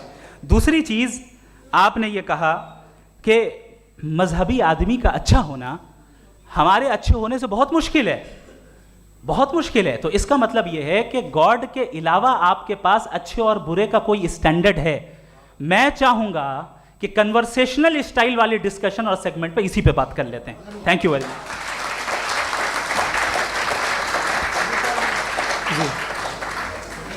ये रिबटल का राउंड 2 है, आपके पास 5 मिनट का वक्त है, और इसके बाद क्रॉस एग्जामिनेशन शुरू करेंगे। आप चाहे तो जो इन्होंने सवाल पूछे उनके जवाब आप रिबटल में भी दे सकते हैं। जी जी, देखिए पहले तो ये बात कि ये मिसाल गलत है। इन्होंने पहले ही हमको डिसार्म कर दिया। कह लिया अकल से मामला सॉल्व नहीं हो सकता, लॉजिक से आप पहुंच नहीं सकते। ये एक मेटाफिजिकल चीज़ है। मेटाफिजिकल अजीब सा लफ्ज़ है, ठीक से किसी को माने नहीं मालूम इसके, तो ऐसा लगता है कुछ बड़ी चीज़ है। अरे भाई क्या होता है मेटाफिजिकल, बताओ, खड़ी हो। ये एक लफ्ज़ है जो कहीं भी इस्तेमाल हो जाता है। जब आप एक बात कर रहे हैं और आप मुझसे बहस कर रहे हैं तो मुझे मेटाफिजिकल मत बताइए, आप लॉजिकली मुझे प्रूफ किए। और अगर लॉजिकली आप नहीं बात करते साहब ये मेटाफिजिकल है, तो फिर हम आप बात क्या कर रहे हैं? मेरा आपका किस ज़बान में कॉन्वर्सेशन होगा?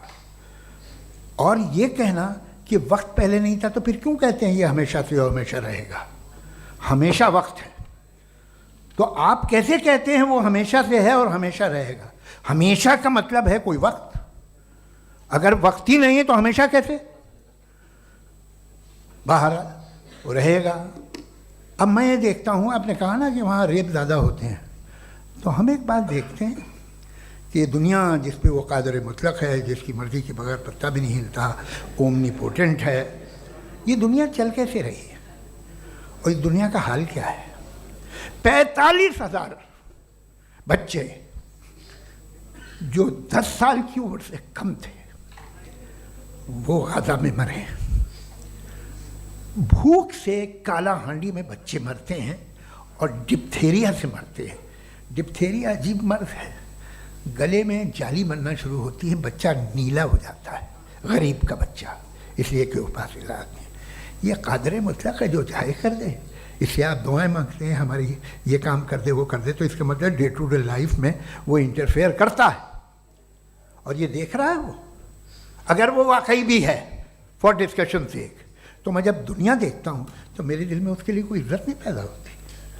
ये क्या कर रहे हो तुम पूरे ऑल पावरफुल हो, ओमनीपोटेंट हो, ओमनी प्रेजेंट हो। तुम तो वहाँ गाजा में रहे होगे ना, तुम हर जगह हो। तुम देख रहे थे कि बच्चे की कैसे धज्जियाँ उड़ रही, तुम देख रहे थे, और तुम चाहते हो मैं तुम्हारी परस्तिश करूँगा, तुम हो भी। अरे यार, इससे अच्छे तो हमारे चीफ प्राइम मिनिस्टर हैं, कुछ तो ख्याल करते हैं। कमाल है, आप किसकी इबादत कर रहे हैं? अगर वो है भी, ये दुनिया नाइंसाफी से, जुल्म से, जबर से, तशद्दुद से भरी हुई है। और आप ये मत कहिएगा कि वो देख रहा है और वो बताएगा एक दिन। अगर वो देख रहा है और इंटरफेयर नहीं करता तो आप दुआ क्यों मांगते? आप कहते हैं मेरा ये काम करा दे, इसके मतलब है वो दखल दे सकता है, वो आपको नौकरी दिलवा सकता है, भले दूसरे आदमी को न मिले, मगर आपका काम कर देगा चूंकि आपने दुआ मांगी है। तो जब वो आपको नौकरी दिला सकता है, लड़की की शादी कर सकता है, बेटे को ग्रीन कार्ड दिलवा सकता है, तो कम से कम ये जो मर रहे हैं बच्चे, इनको रोक दे, कुछ तो करे। मुझे तो दुनिया में, इस दुनिया का कोई मालिक है, इसका ओमनीपोटेंट कोई रूलर है, और ये दुनिया ऐसी चल रही है। मैं तो चाहूँगा कि भाई ना हो, अगर हो तो बड़ी शर्मिंदगी की बात है। शुक्रिया।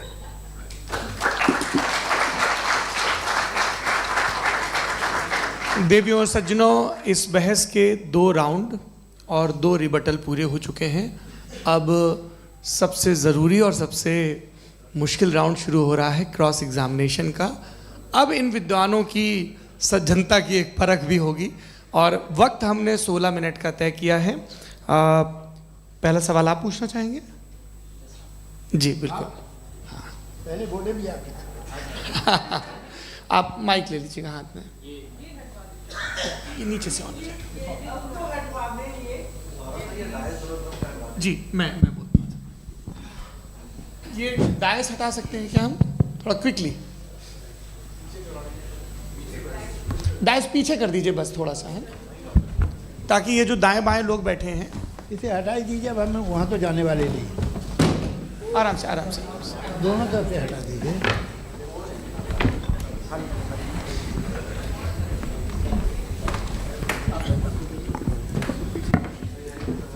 इस बीच आप लोग भी अपने अपने सवाल तैयार कर लें। ये ध्यान रखेंगे कि मैं यहाँ से सवाल लूँगा, आप लोगों को अपना हाथ ऊपर करना है, अपना नाम बताना है, और अधिकतम 3 वाक्यों में अपना सवाल पूरा करना है। कई लोग सवाल की जगह भाषण देने लगते हैं, उससे आज बचना है। जी मुफ्ती साहब, पहला सवाल आपका, 16 मिनट हैं, हम दोनों लोगों के सवाल लेंगे। जी जी बहुत शुक्रिया। आपकी जो अभी बात हुई बहुत अहम थी, मैं इसको चाहूँगा कि आगे डिस्कस करूँ, लेकिन चूँकि अभी ये वो सेगमेंट है क्रॉस एग्जामिनेशन, तो सबसे पहला सवाल आपसे ये है कि जो मैं इतनी देर से कॉन्टिंजेंसी आर्ग्यूमेंट आपको बता रहा था, ये अकल से ही बता रहा था हजरत, आप ये बताएं कि आप इन्फिनिट रिग्रेस ऑफ कॉजेज को पॉसिबल मानते हैं या नेसेसरी बीइंग के एग्जिस्टेंस को सही समझते हैं? चूँकि 2 ही ऑप्शन हो सकता है, आप ये बताएं। देखिए, आपको मैं ईमानदारी से बात करूँ, एक तो मैं कॉन्टिजेंसी वर्ड ठीक से समझता नहीं, और इस वक्त भी जो आपने अंग्रेज़ी के अल्फाज इस्तेमाल किए वो ज़रा थोड़े से मुझे डिफ़िकल्ट और कॉम्प्लिकेटेड लगे, तो आप ज़रा सिंपल ज़बान में सवाल कर सकते हैं? बिल्कुल कर सकता हूँ जी। यूनिवर्स की हर चीज़ कॉन्टिंजेंट होने का मतलब ये है कि वो अपने एग्जिस्टेंस में किसी के ऊपर डिपेंडेड है। जो भी चीज़ डिपेंडेड होगी वो चीज़ इंडिपेंडेंट नहीं हो सकती, तो उसका कोई ना कोई कॉज होगा। तो अब आप क्या समझते हैं कि ये इन्फिनिट रिग्रेस है, यानी कॉज पर कॉज, कॉज पर कॉज, कॉज पर कॉज, और कभी कोई यानी ये एंडलेसली चलता रहा? क्योंकि अगर ऐसा होगा तो हम तो एग्जिस्टेंस में आते ही नहीं। लॉजिकली ये मुत्तफक अलैह चीज़ है, मुत्तफक अलैह अग्रीड अपॉन। ओके, इस पे हमने एग्री किया था कि मुश्किल शब्द आएगा तो अर्थ बताना पड़ेगा। तो इन्फिनिट रिग्रेस तो पॉसिबल नहीं है, तो कहीं ना कहीं आपको रुकना पड़ेगा ऐसे नेसेसरी बीइंग पर। नहीं, कोई ज़रूरत नहीं रुकने की। किसने कहा आप रुकना पड़ेगा? आप रुकते हैं खुदा पे, आप नहीं रुकते। आप कहते हैं वो हमेशा से, जब उस वक्त से है जब वक्त नहीं था। आप कहाँ रुकते हैं कि अब हुआ था वो? आप नहीं कहते। हम क्यों नहीं मान सकते कि यूनिवर्स जो है और बल्कि मल्टीवर्सेस जो है वो हमेशा से हैं, वो बनती हैं, बिगड़ती हैं। एक हमारे यहाँ एक चीज़ है ब्लैक होल, वो समेट लेता है वापस, फिर ब्लास्ट होता है, फिर फैल जाता है। और इसमें हमारी तो खैर कोई औकात ही नहीं है इंसान की। एक छोटे से ज़र्रे पे हम 50-60 साल की उम्र रखते हैं, जो करोड़ों अरबों साल की कायनात है उसमें, और पैदा भी नहायत ही बेहुदा वजह से हुए थे। तो इसमें ये सोचना कि इसकी वजूहात और ये क्यों है, ये डिपेंडेंट है, ये हम देख रहे हैं, क्या मालूम। आप सोचिए कि ये जो फैल रही है कायनात, ये कहाँ फैल रही है, ये कहाँ जा रही है, और ये फैल क्यों रही है? अरे बना ली थी तुमने, रुको भैया, हाँ काफ़ी है। ये फैल क्यों रही है? ये और कौन सी कायनात जिसे मैं दूरबीन से देखता हूँ तो 2 बिलियन लाइट ईयर पे है, उससे मेरा कोई वास्ता ही नहीं है। 2 बिलियन ईयर यानी अगर मैं 80,000 माइल्स पर सेकेंड से चलूँ तो 20 करोड़ साल में वहाँ पहुँच जाऊँगा। इसकी ज़रूरत क्या थी? ये दुनिया, ये कायनात तो इंसान अशरफुल मखलूक़ात के लिए बनाई गई ना। तो ये सब ये टर्म समझ में नहीं आया, इसमें कोई ख़ास समझने वाली बात थी भी नहीं। ये जो अल्टीमेट कहा यह जाता है कि ये जो पूरी यूनिवर्स है, ये जो दुनिया है, ये इंसान के लिए बनाई गई। अच्छा, ये सब इंसान के लिए। क्यों साहब, सही है ना? बिल्कुल, लेकिन इसका ये मतलब नहीं कि किसी चीज के पीछे रीजन आपको नहीं पता तो रीजन नहीं है, इसे कहते हैं नहीं, मुझे नहीं पता, लेकिन मेरी जिम्मेदारी नहीं है। वो बिल्कुल सही कहा था उसने, बर्टन रसल ने। आपने उसे मजाक में टाल दिया कि भाई आप एक दावा कर रहे हैं, मैं क्यों कहूँ कि ये गलत है दावा? आप प्रूफ कीजिए, मेरे पे जिम्मेदारी ही नहीं है, मैंने थोड़ी कहा है। आप प्रूफ कीजिए कि ये सही है। आप आर्ग्यूमेंट ऑफ कंटिंजेंसी का जवाब ही नहीं दे रहे हैं। पूछना चाहेंगे? आप सवाल पूछना चाहेंगे मुफ्ती साहब से? क्योंकि ये क्रॉस एग्जामिनेशन का दौर है। आप जैसे पहले बोल रहे थे फेथ को लेके कुछ, मैं ये पूछना चाहूँगा कि खुदा ने जो भी रेवलेशन किए हैं, एक मज़हब के लिए बहुत से मज़हबों में किए हैं, अलग अलग रेवलेशन है। कहीं कुछ एक बातें हैं, कॉन्ट्रडिक्शन भी है आपस में, कहीं कुछ आप कर सकते हैं, कहीं कुछ नहीं कर सकते। ऐसा नहीं है कि सबकी कोड ऑफ मॉरल एक है। तो ये किस्सा क्या है? अब आप ये देखिए कि मुझे कभी कभी लगता है कि ये जो फुटबॉल फाइनल होता है, लाखों लोग होते हैं, फिर वो टीवी कवर कर रही करोड़ों लोग, अगर उसमें खुदा की एक बूमिंग आवाज़ आ जाती, मैं गॉड हूँ, तो सारे लोग अभी सुन लेते और टीवी पे भी सुन लेते, किस्सा ख़त्म होता। ये इतनी राजदारी क्या है कि तुम सामने कुछ तो सबूत दे दो हमें सॉलिड। ये कह रहे साहब ये यूनिवर्स कैसे बनी, इससे मसला क्या हल होगा? मैं पूछूंगा आपसे खुदा कैसे बना? क्यों नहीं पूछूंगा कैसे बना? बल्कि वो तो कायनात से कहीं ज़्यादा इंटेलिजेंट है, कायनात से कहीं ज़्यादा कॉम्प्लेक्स। जी वो हमेशा से है, आप कहेंगे मैं मान लूँगा। अच्छा, दोयम वो कादिर मुतलक, यानी कादिर मुतलक का मतलब ओमनीपोटेंट, वो जो चाहे कर सकता है। आपको नौकरी दिलवा सकता है, आपकी अच्छी जगह शादी करवा सकता है, आपके पड़ोसी का मुकदमा हरवा सकता है, आपको जिता सकता है, सब काम करता है। थोड़ा सा माइक क्लोज जी। वो इस दुनिया को चला कैसे रहा है? ये दुनिया कैसे चल रही है? आपको इस पर हैरत नहीं होती? या क़यामत के बाद कभी एक जस्टिस होगा, जब ये बच्चा मर चुका होगा जिसकी धज्जियाँ उड़ गई बम से, इसको इंसाफ मिलेगा तब? अच्छा, अब जवाब दूं? हाँ दीजिए। मैं इसीलिए आप की तरफ आता। सबसे पहले आपने रेवलेशन और स्क्रिप्चर्स की बात की, इस पे मैं बात कर सकता हूँ लेकिन आज नहीं करूँगा चूँकि वक्त कम है, कभी और इस पे डिस्कस करेंगे। मैं तैयार हूँ उस पर भी बात करने के लिए। ये अभी से राउंड 2 की भूमिका तय हो रही है। Does God exist round 2? चूँकि आज गॉड के एग्जिस्टेंस पे बात है तो मैं उसी के रिलेटेड जो है आपके सवालात को एंटरटेन भी करूँगा और मैं भी पूछूँगा। आपने कहा कि आपने साबित ही नहीं किया, जबकि आर्ग्यूमेंट ऑफ कॉन्टिंजेंसी बुनियादी आर्ग्यूमेंट है। आप मुझे कॉन्टिंजेंसी का मतलब बताइए, आपका मतलब क्या? कॉन्टिंजेंसी कॉन्टिंजेंसी का मतलब ये हुआ कि हर वो वजूद जो किसी भी चीज़ का पाबंद है, हर वो वजूद या हर वो चीज़ जो अपने एग्जिस्टेंस में किसी भी चीज़ के पाबंद है और उससे बाउंड है, उसको उसकी ज़रूरत है, उस पर डिपेंड करती है, तो जाहिर सी बात है कि उसका कोई ना कोई कॉज होता है। ये तो अक्ल की बात है। ये आप रीजनिंग की बात करते हैं, मैं वही कर रहा हूँ। दूसरी चीज़ आपने ये बात कही कि इतने बिलियन लाइट ईयर्स दूर है, उसका मेरा क्या लेना देना। फिर मेरे ख्याल से आपको ये नहीं कहना चाहिए I think therefore I am an atheist. आपको सोचना चाहिए, सिर्फ आप एक लिमिटेड दायरे में रहकर नहीं सोचें बल्कि बाहर निकल कर सोचें। आपने तीसरा सवाल किया, आपने 2-3 सवाल एक साथ। ऐसी बातें ना कीजिए, कुछ लोगों को इतराज़ हो जाएगा आप पे कि आप कुछ भी सोचिए। ये इजाज़त आपको है नहीं, मुझे है।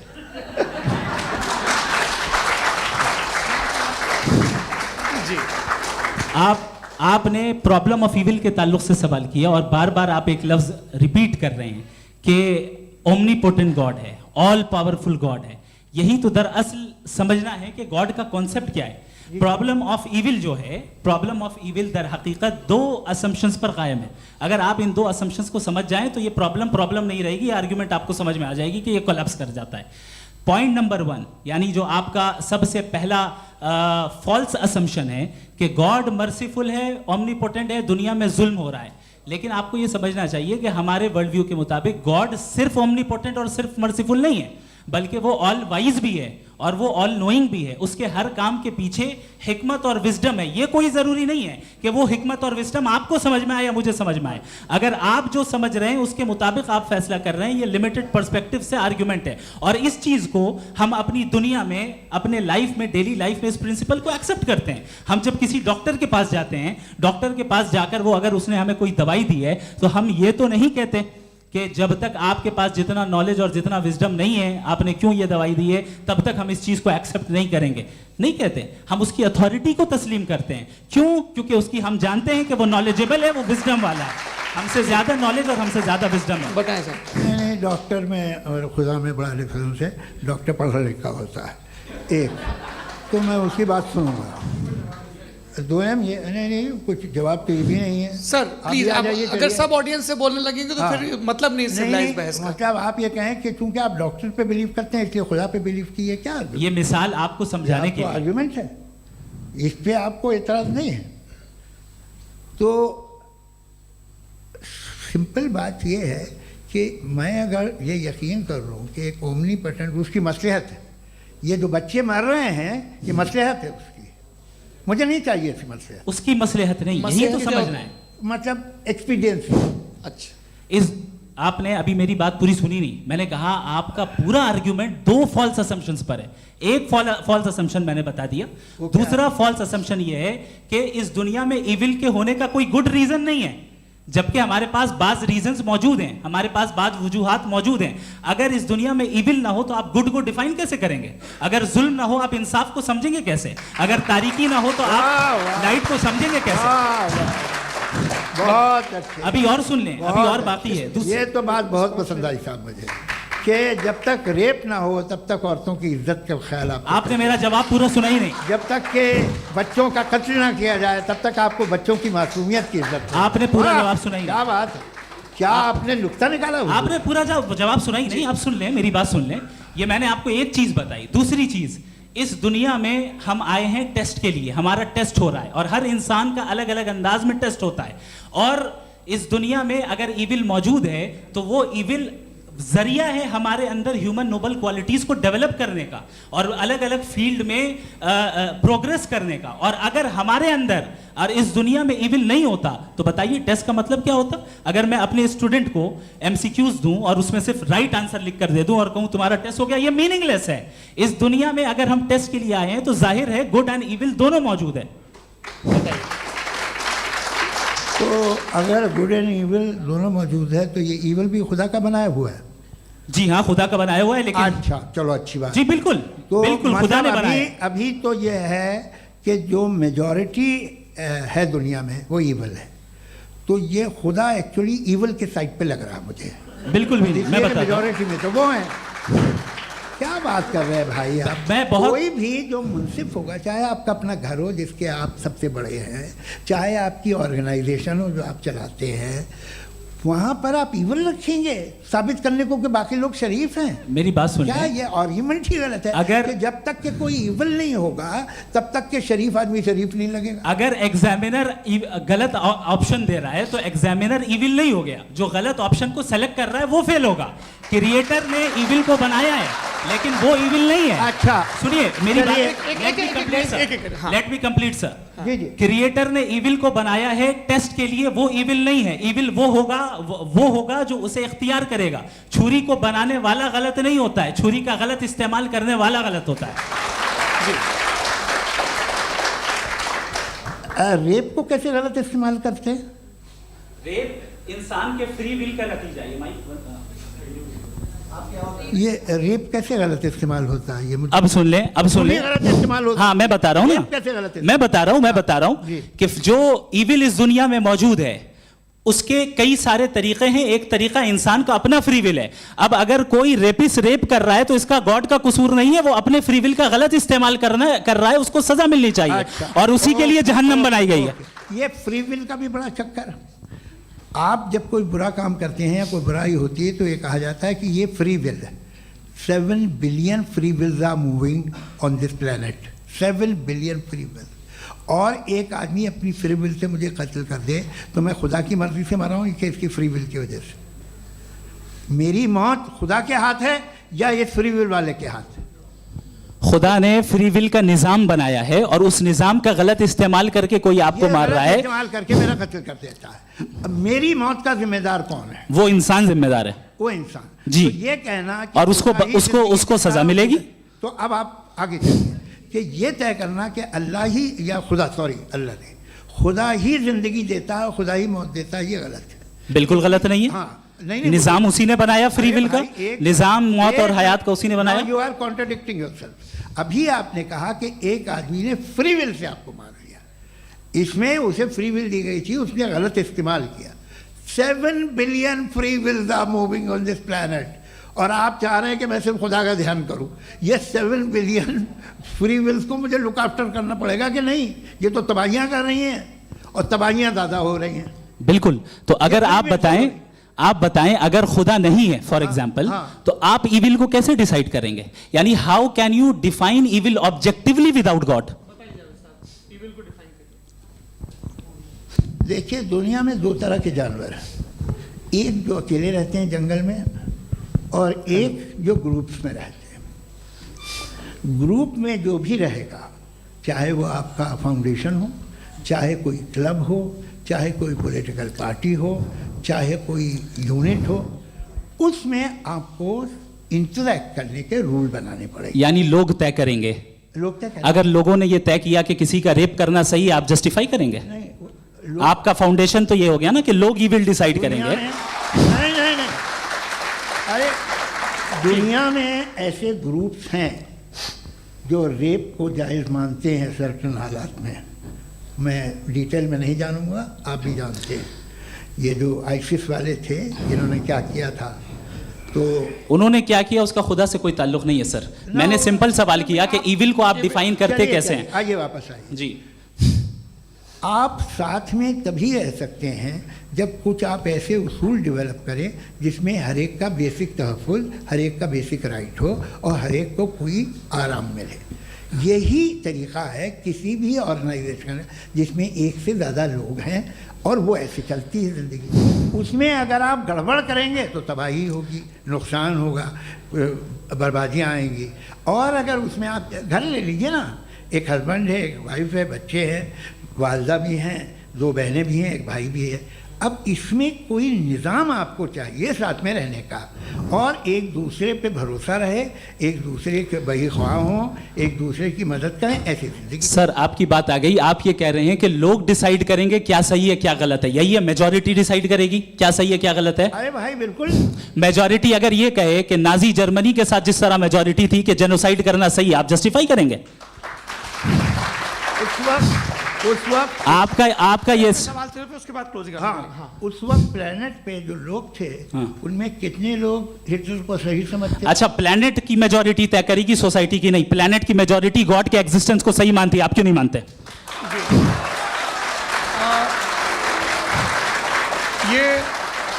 हेलो ये क्रॉस क्वेश्चन का राउंड यहाँ पर समाप्त होता है। और ये बड़ा अच्छा है कि इस तरह से फ्रेगमेंट कर दिया गया है ताकि जो मरकरी ऊपर जा रहा है नीचे जवाब दे दूं। जी। प्लेनेट की ज़्यादातर मेजॉरिटी कुछ दूसरे मजहबों के खुदा को मानती है। आप उन्हें क्यों नहीं? आप तो मेजॉरिटी की बात कर रहे हैं। अच्छा, ये क्लोजिंग आप ये कह रहे हैं इविल और गुड को डिसाइड मेजॉरिटी करेगी। मेजॉरिटी जो कर दे वो सही हो जाएगा। क्लोजिंग इसको जैसा आप ही लोगों ने तय किया है उसी फॉर्मेट को फॉलो कर लेते हैं। हाँ भाई, मैंने तो भले लोगों पे एतबार किया और तब मॉडरेशन तय किया। जी, आपके पास 5 मिनट का वक्त है, क्लोजिंग आर्ग्यूमेंट है, उसके बाद हम ऑडियंस से क्वेश्चन आंसर लेंगे जावेद साहब की क्लोजिंग आर्ग्यूमेंट के बाद। ओके, बहुत शुक्रिया। जी, हमारा जो टॉपिक है डज गॉड एग्जिस्ट, मैं इस पे इतने एकेडमिक तैयारी करके आया था, मुझे था कि मैंने सोचा था कि कई सारे मैं आर्ग्यूमेंट्स दूंगा, लेकिन वक्त की भी किल्लत और जावेद साहब बार बार इधर उधर चले जा रहे थे तो उसको भी थोड़ा एंटरटेन करना पड़ गया। डज गॉड एग्जिस्ट पे मैं एक ही आर्ग्यूमेंट दे पाया, आर्ग्यूमेंट्स बहुत हैं और डेफिनेटिव आर्ग्यूमेंट्स हैं, और मेरे आर्ग्यूमेंट को किसी एक राउंड में भी इन्होंने एंटरटेन नहीं किया और रेफ्यूट नहीं किया, एक राउंड में भी नहीं, एक राउंड में भी नहीं, और ना ही अभी आपका क्लोजिंग आर्गुमेंट आएगा, नहीं वो बता देना। Argument of contingency sir. अरे मैं आपसे कई बार कह चुका हूँ कंटीजेंसी का मतलब अब मैं कैसे समझाऊं आपको, आपस में हाँ आप और कितने आसानी से समझाऊं मैं, मुझे तो नहीं समझ में आ रहा है। आप अपनी आर्ग्यूमेंट ऑफ कंटीजेंसी उर्दू में बोल सकते हैं। हाँ आप अपनी बात पूरी कर लें जी, आखिरी 4 मिनट। दूसरी चीज, just a minute please ma'am, can I talk. दूसरी चीज ये है कि आपने एक तो इसका जवाब नहीं दिया, दूसरा आपने गॉड के ना होने पर कोई डेफिनेटिव आर्ग्यूमेंट नहीं दिया, सिर्फ मजहब पे बात कर रहे हैं आप। मजहब तो आज हमारा टॉपिक ही नहीं था, आज तो हमारा टॉपिक हो, आप मजहब से ले लेकर आईएस तक चले गए। भाई हमारा क्या ताल्लुक है उससे, वी कंडेम देम, और उसका गॉड से क्या ताल्लुक है। अगर कोई गलत काम कर रहा है, किसी ने किसी को कत्ल किया, किसी ने किसी का रेप किया, उसको सजा मिलनी चाहिए, और आपके पास कोई भी rational strong foundation of morality नहीं है। आपने कहा कि मेजॉरिटी तय करेगी सोसाइटी की, वो सही होगा। मैंने कहा हिटलर को फिर आप सही कहेंगे, नहीं नहीं नहीं नहीं, प्लैनेट की सोसाइटी की मेजॉरिटी तय करेगी। तो प्लैनेट की मेजॉरिटी गॉड के एग्जिस्टेंस को मानती है, आप कह रहे हैं ये रिलीजियस है। तो यानी आपके पास कोई स्ट्रॉन्ग फाउंडेशन नहीं है ऑब्जेक्टिव मोरालिटी का। ऑब्जेक्टिव मोरालिटी का अगर कोई फाउंडेशन है तो वो सिर्फ गॉड है, गॉड है, गॉड है। थैंक यू जी। ये मुफ्ती शमाइल नदवी साहब का क्लोजिंग आर्ग्यूमेंट था। अब हमारे पास जी जी ये बड़ा अच्छा है कि दोनों लोगों को मॉडरेटर से शिकायत भी और बोल रहे भाई हमारी शाबाशी भी तो करते चलो।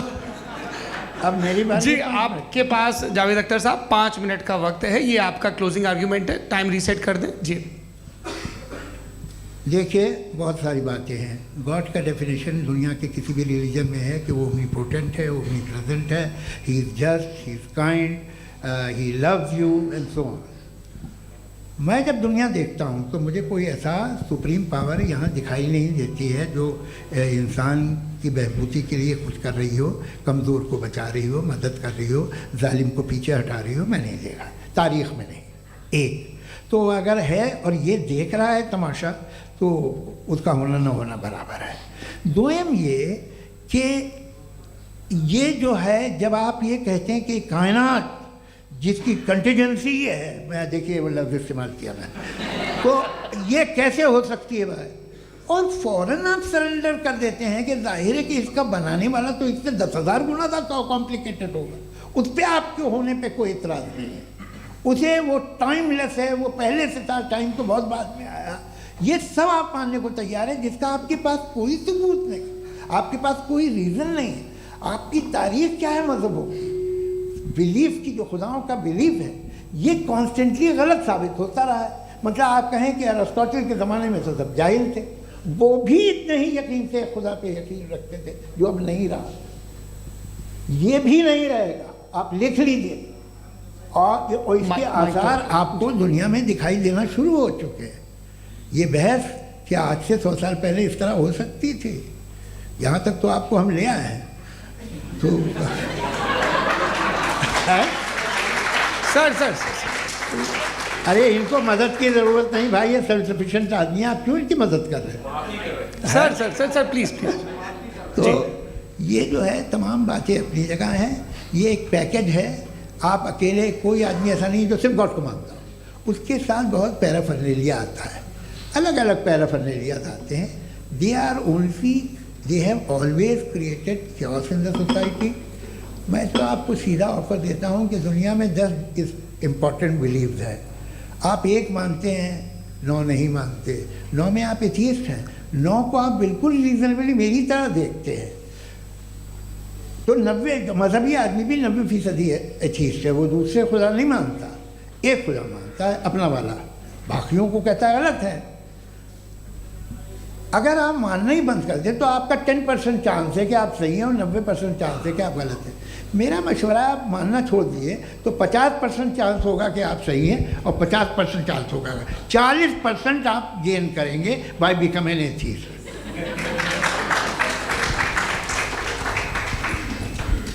ये एक फरसूदा ख्याल है, ये ख़त्म हो रहा है। हो सकता है मेरी ज़िंदगी में ना हो, लेकिन ये हो जाएगा। जो बातें ये इनको आप मेटाफिज़िकल ये वो ऐसे रिस्पेक्टेबल टर्म दे दिए, ये तो उन लोग के हैं जिन्हें ना फिज़िक्स मालूम थी ना मेटा मालूम था, ये उन्होंने आपको दिए हैं।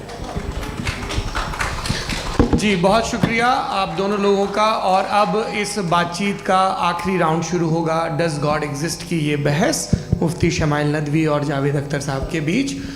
आप लोग अपने अपने हाथ ऊपर करेंगे, मैं यहाँ से तय करूँगा। और माइक हमारे पास है क्या? एक ही माइक है ऑडियंस के लिए? 2 माइक है, एक इस तरफ एक इस तरफ, ठीक है। तो जी सबसे पहले हमारी सहयोगी हैं मारिया शकील जी, पूछिए सवाल। थोड़ा सा रुकेंगे ताकि कैमरे का फ्रेम आप पर आ जाए, आपकी तो प्रैक्टिस है टीवी की। जी नदवी साहब, मैं खुदा को मानती हूँ, पहले मैं इसी प्रमाइस से शुरू कर रही हूँ और ये बता रही हूँ आपको, मैं मानती हूँ। लेकिन कुछ सवाल हैं जो जावेद साहब ने उठाया, उसका जवाब आपको देना चाहिए। पहला सवाल ये कि गज़ा में सालों से छोटे बच्चे मर रहे हैं, वो उनको अगर खुदा मर्सीफुल है, हम मानते हैं कि अल्लाह ताला में बहुत ताकत है, तो वो बच्चे क्यों मर रहे हैं?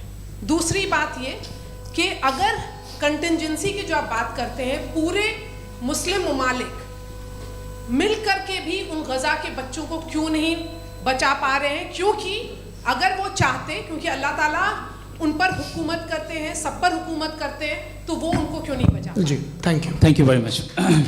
बहुत अच्छा किया आपने इस चीज़ को जिक्र कर दिया, मैं इसको और अच्छे से एक्सप्लेन करने की कोशिश करता हूँ। देखें, जहाँ तक आपने कहा कि गज़ा के बच्चों को मारा जा रहा है, देखें 2 वर्ल्ड व्यू है, एक एथीस्टिक वर्ल्ड व्यू, एक थीस्टिक वर्ल्ड व्यू है। बच्चे मर रहे हैं दोनों वर्ल्ड व्यू में, लेकिन हमारा वर्ल्ड व्यू कह रहा है कि रिकॉम्पेंस है, ये कह रहे हैं कि उनका मरना बेकार जाने वाला है, कोई उसका रिकॉम्पेंस नहीं है, चूँकि इनके यहाँ आखिरत और अल्लाह का कोई तसव्वुर या गॉड का कोई तसव्वुर नहीं है। आपने ये सवाल किया कि गॉड मर्सीफुल है, क्यों नहीं रोकता? ये मैंने बताया कि ये मिसकंसेप्शन है लोगों के दरमियान कि गॉड को सिर्फ मर्सीफुल और ओमनीपोटेंट समझते हैं। गॉड के सिर्फ यही 2 एट्रीब्यूट्स नहीं हैं, गॉड के कई सारे एट्रीब्यूट्स हैं, उनमें से अल हकीम भी है, उनमें से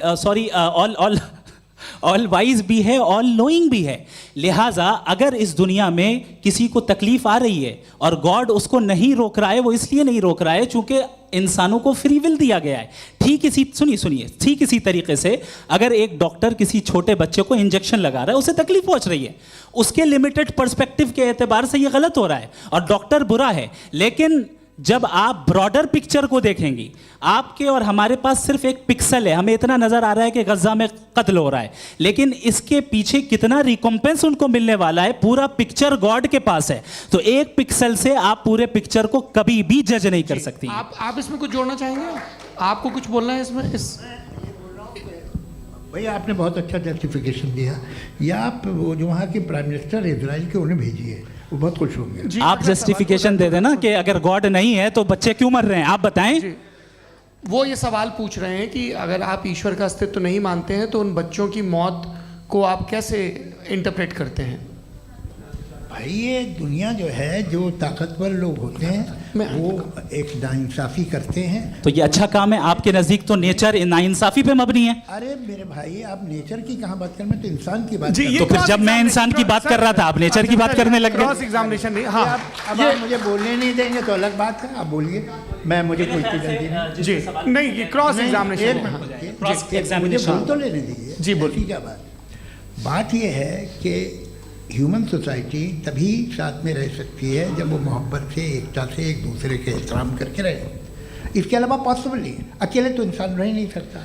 वहाँ पर कुछ लोग हैं जो फाउल करते हैं, वो फाउल हमेशा से तारीख में होता आया है। आज ये हो रहा है, जो हो रहा है बहुत बुरा हो रहा है, बहुत जालिमाना है, बहुत जाबराना है। उसको आप कहें कि ये बच्चों को कॉम्पनसेशन मिल जाएगा या इसकी इंजेक्शन है, इंजेक्शन तो हेल्थ के लिए दिया जाता है।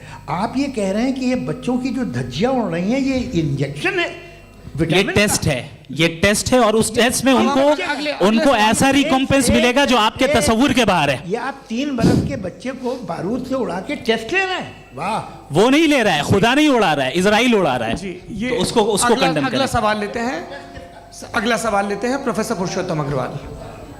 मुफ्ती साहब, एक निवेदन आपसे है कि कम से कम थोड़ा सा माइक क्लोज एक रिलीजियस और फिलोसफिकल कर मैम प्लीज। एक रिलीजियस और फिलोसफिकल ट्रेडिशन है जो ब्रह्मांड को यानी यूनिवर्स को ही अंतिम मानती है। सर्वम खलु इदम ब्रह्मम, this is Chandogya Upanishad, and it completely rules out the existence और नेसेसिटी, आपके शब्दों में necessity of a creator. The creation itself is the creator. तो एक मिनट प्लीज। दूसरा जो सवाल आपने अभी जो आप बार बार कह रहे हैं कि भगवान विद्वान भी है, वाइज, सब जानने वाला, तो अगर विजडम में दुनिया भर के पापों और अत्याचारों को बर्दाश्त करना शामिल है, तो फिर इसका मतलब ये हुआ कि अगर मैं फ्री विल से उसको अपोज करता हूं तो ईश्वर की विजडम और मेरी फ्री विल में कॉन्ट्राडिक्शन है। Because when I am opposing whatever is happening in Gaza, then I am opposing the God's will और गॉड्स विजडम। जवाब लेते हैं क्योंकि तो गॉड की विजडम में, एक मिनट सर प्लीज सर, ये एक जुमला, गॉड की विजडम है कि गाजा में जो कुछ हो रहा है वो हो रहा है, मैं उसको अपोज कर रहा हूं, तो मैं गॉड की विजडम के खिलाफ जा रहा हूं। एक सवाल। दूसरा ये नहीं, आपने 2 ऑलरेडी।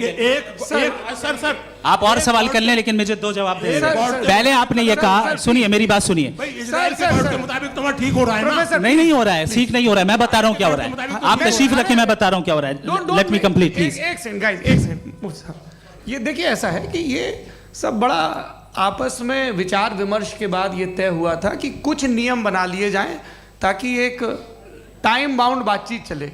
और भाई साहब, आप बड़ा ज़रूरी काम कर रहे हैं, लेकिन कैमरे के फ्रेम में आके उस काम को गड़बड़ कर दे रहे हैं। ठीक है गुरु, अब मेरे को कहीं का गुस्सा कहीं निकालना था, सॉरी।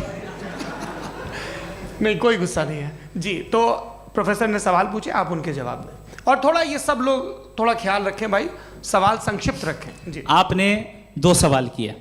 सबसे पहला ये कहा कि हमारे पास ये कॉन्सेप्ट है कि ये यूनिवर्स खुद नेसेसरी बीइंग है, creation itself is the creator. How irrational is this कि मैं एग्जिस्ट करूंगा बाद में, लेकिन अभी एग्जिस्ट कर भी रहा हूं, यानी एक ही टाइम में एग्जिस्ट भी कर रहे हैं, नहीं भी कर रहे हैं। This is not true. दूसरी चीज आपने कहा कि अगर इजराइल में, सॉरी माफ कीजिएगा, Israel doesn't exist, occupied Palestine में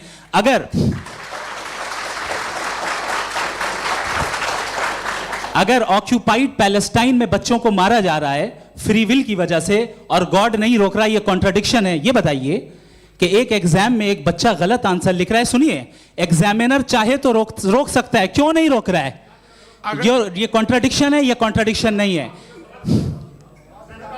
नहीं सर, ये आपस में जी, ये क्या आपका सवाल? माइक दीजिए। फ्री विल दिया गया है टेस्ट के लिए, अकाउंटेबिलिटी के लिए। अगर फ्री विल नहीं होता तो आप कहते हैं हमें रोबोट बना दिया गया। नॉट मिसरिप्रेजेंट माय पोजीशन, आपकी जो भी पोजीशन, मैं अपनी फ्री विल के नाते, अपने ह्यूमन विजडम के नाते गाजा में हो रही अत्याचार का विरोध करता हूं। बिल्कुल करना चाहिए। आपके हिसाब से मैं गॉड की विजडम का विरोध कर रहा हूं? बिल्कुल नहीं, जो हो रहा है गॉड की, बिल्कुल भी नहीं, बिल्कुल भी नहीं। उसका वहां पर गाजा में कत्ल होना ये इंसानों के गलत इस्तेमाल का नतीजा है, फ्री विल के इस्तेमाल का नतीजा है। गॉड इसका हुक्म नहीं देता, उससे रोकता है। यही तो मसला है ना, आपके लिए कॉन्सेप्ट क्लियर है? नहीं भाई, आपने तो बताया था इंजेक्शन लगाने से बच्चे को तकलीफ होती है, ये इंजेक्शन लगा। सर आप ऐसे रेटोरिक स्टेटमेंट दें तब तो कोई मसला नहीं समझते रहेंगे। This is a rhetoric statement, this is not a logical argument sir. I am sorry, I am sorry. आखिरी 30 मिनट बड़े मुश्किल होने वाले हैं जी। मुफ्ती साहब आगे बैठे हैं, इनको माइक दीजिए। हाँ तरुण, माइक आप अपने पास रखिए, आपको कैमरे का फ्रेम पता है जी। सबसे पहले दोनों को मुबारकबाद। एक सर अपना आप नाम बता दें। आप अमेरिका में शिकागो में रहते हैं, इतना मुझे याद है। बताया आपको, यासिर नदीम अलवाजदी मेरा नाम है। जावेद सर, आपसे क्वेश्चन है इन्फिनिट रिग्रेस के ताल्लुक से। एक हाइपोथेटिकल सिनेरियो है, मसलन अगर आप सर माइक थोड़ा सा प्लीज क्लोज रखें। ओके जी। अगर आप शायर इसलिए हैं कि आपके कोई उस्ताद शायर थे, और वो इसलिए शायर थे कि उनके कोई उस्ताद शायर थे, और इसी तरीके से हम माजी में पीछे चलते चलते चले जाएं और कहीं ना रुकें, तो माफ़ कीजिएगा आप कभी शायर नहीं हो सकते। लेकिन आप शायर हैं, आपका शायर एग्जिस्ट करता है, इसका मतलब ये है कि आप कहीं ना कहीं रुके हैं। तो मेरा सवाल ये है कि क्या आप इन्फिनिट रिग्रेस ऑफ कॉजेस को लॉजिकल फैलेसी मानते हैं या नहीं मानते? हाँ या ना? मैं इन्हें लॉजिकल फैलेसी नहीं मानता हूँ, लेकिन मेरा प्रॉब्लम यह है कि जब मैं नहीं मानता हूँ तो I will continue with this logic जो फैलेसी नहीं हो। आप एक जगह रुक जाते हैं जाके, आप कहते हैं ये गेंद कैसे बनी, ये जजीरा कैसे बना, ये समंदर कैसे बना, ये ज़मीन कैसे बनी, और अचानक गॉड पे जाके आपको ब्रेक लग जाता है। एक बार आप सवाल नहीं करते कि भाई इनको बनाने वाला तो इनसे भी कॉम्प्लिकेटेड होगा, वो कैसे बना, उसके बारे में आपने इत्मीनान कर लिया, वो हमेशा से है। तो अगर आप उसे हमेशा से मानते हैं तो फिर ये मान लीजिए कि कायनात हमेशा से है, क्या तकलीफ? फिर हम वजूद में नहीं आते जी है। हम मौजूद नहीं। अच्छा सर क्यों नहीं होता? मैं बताऊँ प्लीज़। जैसे मैंने मिसाल दी आपके शेर, आपका शेर कभी वजूद में ना आता अगर शायद इसी तरह चलते रहते हमेशा। जी माइक मेरे ख्याल से एक सेकंड, इन्फिनिट रिग्रेस का कॉन्सेप्ट क्लियर नहीं हो पाया, ऐसे रहने दें, लेट्स मूव ऑन सर। ठीक है, हाँ थोड़ा सा मॉडरेटर का भी ख्याल रखें। नहीं आपने तो रखा है, आपने रखा है। यहाँ पे गौहर रजा साहब हैं, वो भी एक सवाल पूछना चाहते हैं। माइक यहाँ नीचे से ऑन कर दिए, नीचे। पहले तो ये कह दूं कि मैं उन बच्चों से शर्मिंदा हूँ जिनको गज़ा में कत्ल किया गया, क्योंकि हमारे होते हुए कत्ल किया गया। लेकिन उससे ज़्यादा शर्मिंदगी इस बात से हुई कि मुझे लगा कि मुफ्ती साहब उसको जस्टिफाई कर रहे हैं। बिल्कुल भी नहीं, आप बहुत ही गलत। मुझे लगा मैं गलत हो सकता हूँ, बिल्कुल गलत। मैं सवाल पूछ रहा हूँ, मैं सवाल पूछ रहा हूँ। मैं जावेद भाई से डिसएग्री करता हूँ। एक सेकंड देखिए, अगर देखिए ऐसा, एक सेकंड आप सर वेट, अरे आप कुछ मेरे पहले मुझे अपनी बात कह लेने दीजिए। अगर ऑडियंस तय करेगी तो फिर मॉडरेटर का मतलब नहीं। मेरा आप सबसे ये कहना है, ये बहस दो लोगों के बीच में है, एक तरफ मुफ्ती साहब, एक तरफ जावेद साहब। पिछले 1.5 घंटे से ये लोग अपने अपने तर्क रख रहे हैं। आपकी इनसे इत्तेफाकी हो सकती है, ना इत्तेफाकी हो सकती है। मेरे उस्ताद मुझे सिखा गए हैं कि मुखामुखम में असहमति की गुंजाइश बची रहनी चाहिए। अगर मैं आपकी बहुत इज्जत करता हूँ गौहर साहब, आपने जो कमाल की किताबें लिखी, साइंटिफिक टेम्परामेंट, लेकिन मेरी ये गुजारिश है आप सब से कि यदि आप इन लोगों ने जो बोला उन पर टिप्पणियां करेंगे तो ना वक्त की पाबंदी रहेगी, ना वो अनुशासन। आप सवाल पूछ लें, उस सवाल में जो बात आ जाए वो आ जाए। मैं जावेद साहब से डिसएग्री करता हूँ, इसलिए जावेद साहब से सवाल पूछ रहा हूँ। आपका सवाल जावेद अख्तर साहब से, और सवाल ये है मेरा कि जावेद साहब ने कई बार लॉजिक का इस्तेमाल किया कि साइंस में लॉजिक है और रिलीजन में लॉजिक नहीं है। मेरा ख्याल ये है कि रिलीजन में भी लॉजिक है, लेकिन उस लॉजिक की बेसिस ये है कि आप रुक जाते हैं, जिसका जिक्र जावेद साहब ने बार बार किया, यानी खुदा के तसव्वुर पे आते हुए, गॉड के तसव्वुर पे आते हुए रुक जाते हैं। और इसमें सवाल पूछना मतलब फॉरबिडन होता है। सवाल ये है कि क्या जावेद साहब इससे एग्री करते हैं कि साइंस की लॉजिक अलग है और रिलीजन की लॉजिक अलग है? बताइए सर। देखिए, 3 चीज़ें हैं, साइंस है, एक है मंतिक है, इस्तिदलाल है, और एक जो है कुछ भी नहीं है, फेथ है, अकीदा है। मैं अकीदे की लॉजिक का कायल नहीं हूँ। मुझे आप इस्तिदलाल से, लॉजिक से, रीज़न से समझाइए, मैं मानने को तैयार हूँ, मेरा क्या नुकसान होगा। लेकिन ये कि अकीदे पे मैं नहीं जा सकता हूँ। अकीदे का मतलब है कि तुम ये मान लो, सवाल ना करो, ये नहीं। आप सारी बातें करके, बड़ी साइंटिफिक बातें करके एक जगह जाके खुदा के हुदूद पे रुक जाते हैं, सरेंडर कर देते हैं। मैं सरेंडर करने को तैयार नहीं। That's all ji.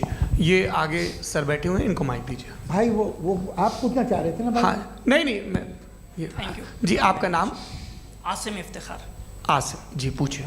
Sir, Javed sir से सवाल है कि आपने अपने माइक थोड़ा करीब रखिए। अपने क्लोजिंग स्टेटमेंट में ये बात कही थी कि मज़हब का जो फ्यूचर है वो ज़्यादा दिन नहीं जाने वाला है, लेकिन मैं देख पा रहा हूँ कि जो ऑक्सफोर्ड यूनिवर्सिटी की एक स्टडी है 2011 में हुई है, जिसके 50 एकेडमिशियंस ने इसको अंजाम दिया था, उसमें वो ये कहते हैं कि जो फेथ इन गॉड है वो इनबिल्ट है ह्यूमन नेचर के अंदर, जिसको हम कहते हैं फितरत के अंदर शामिल है वो।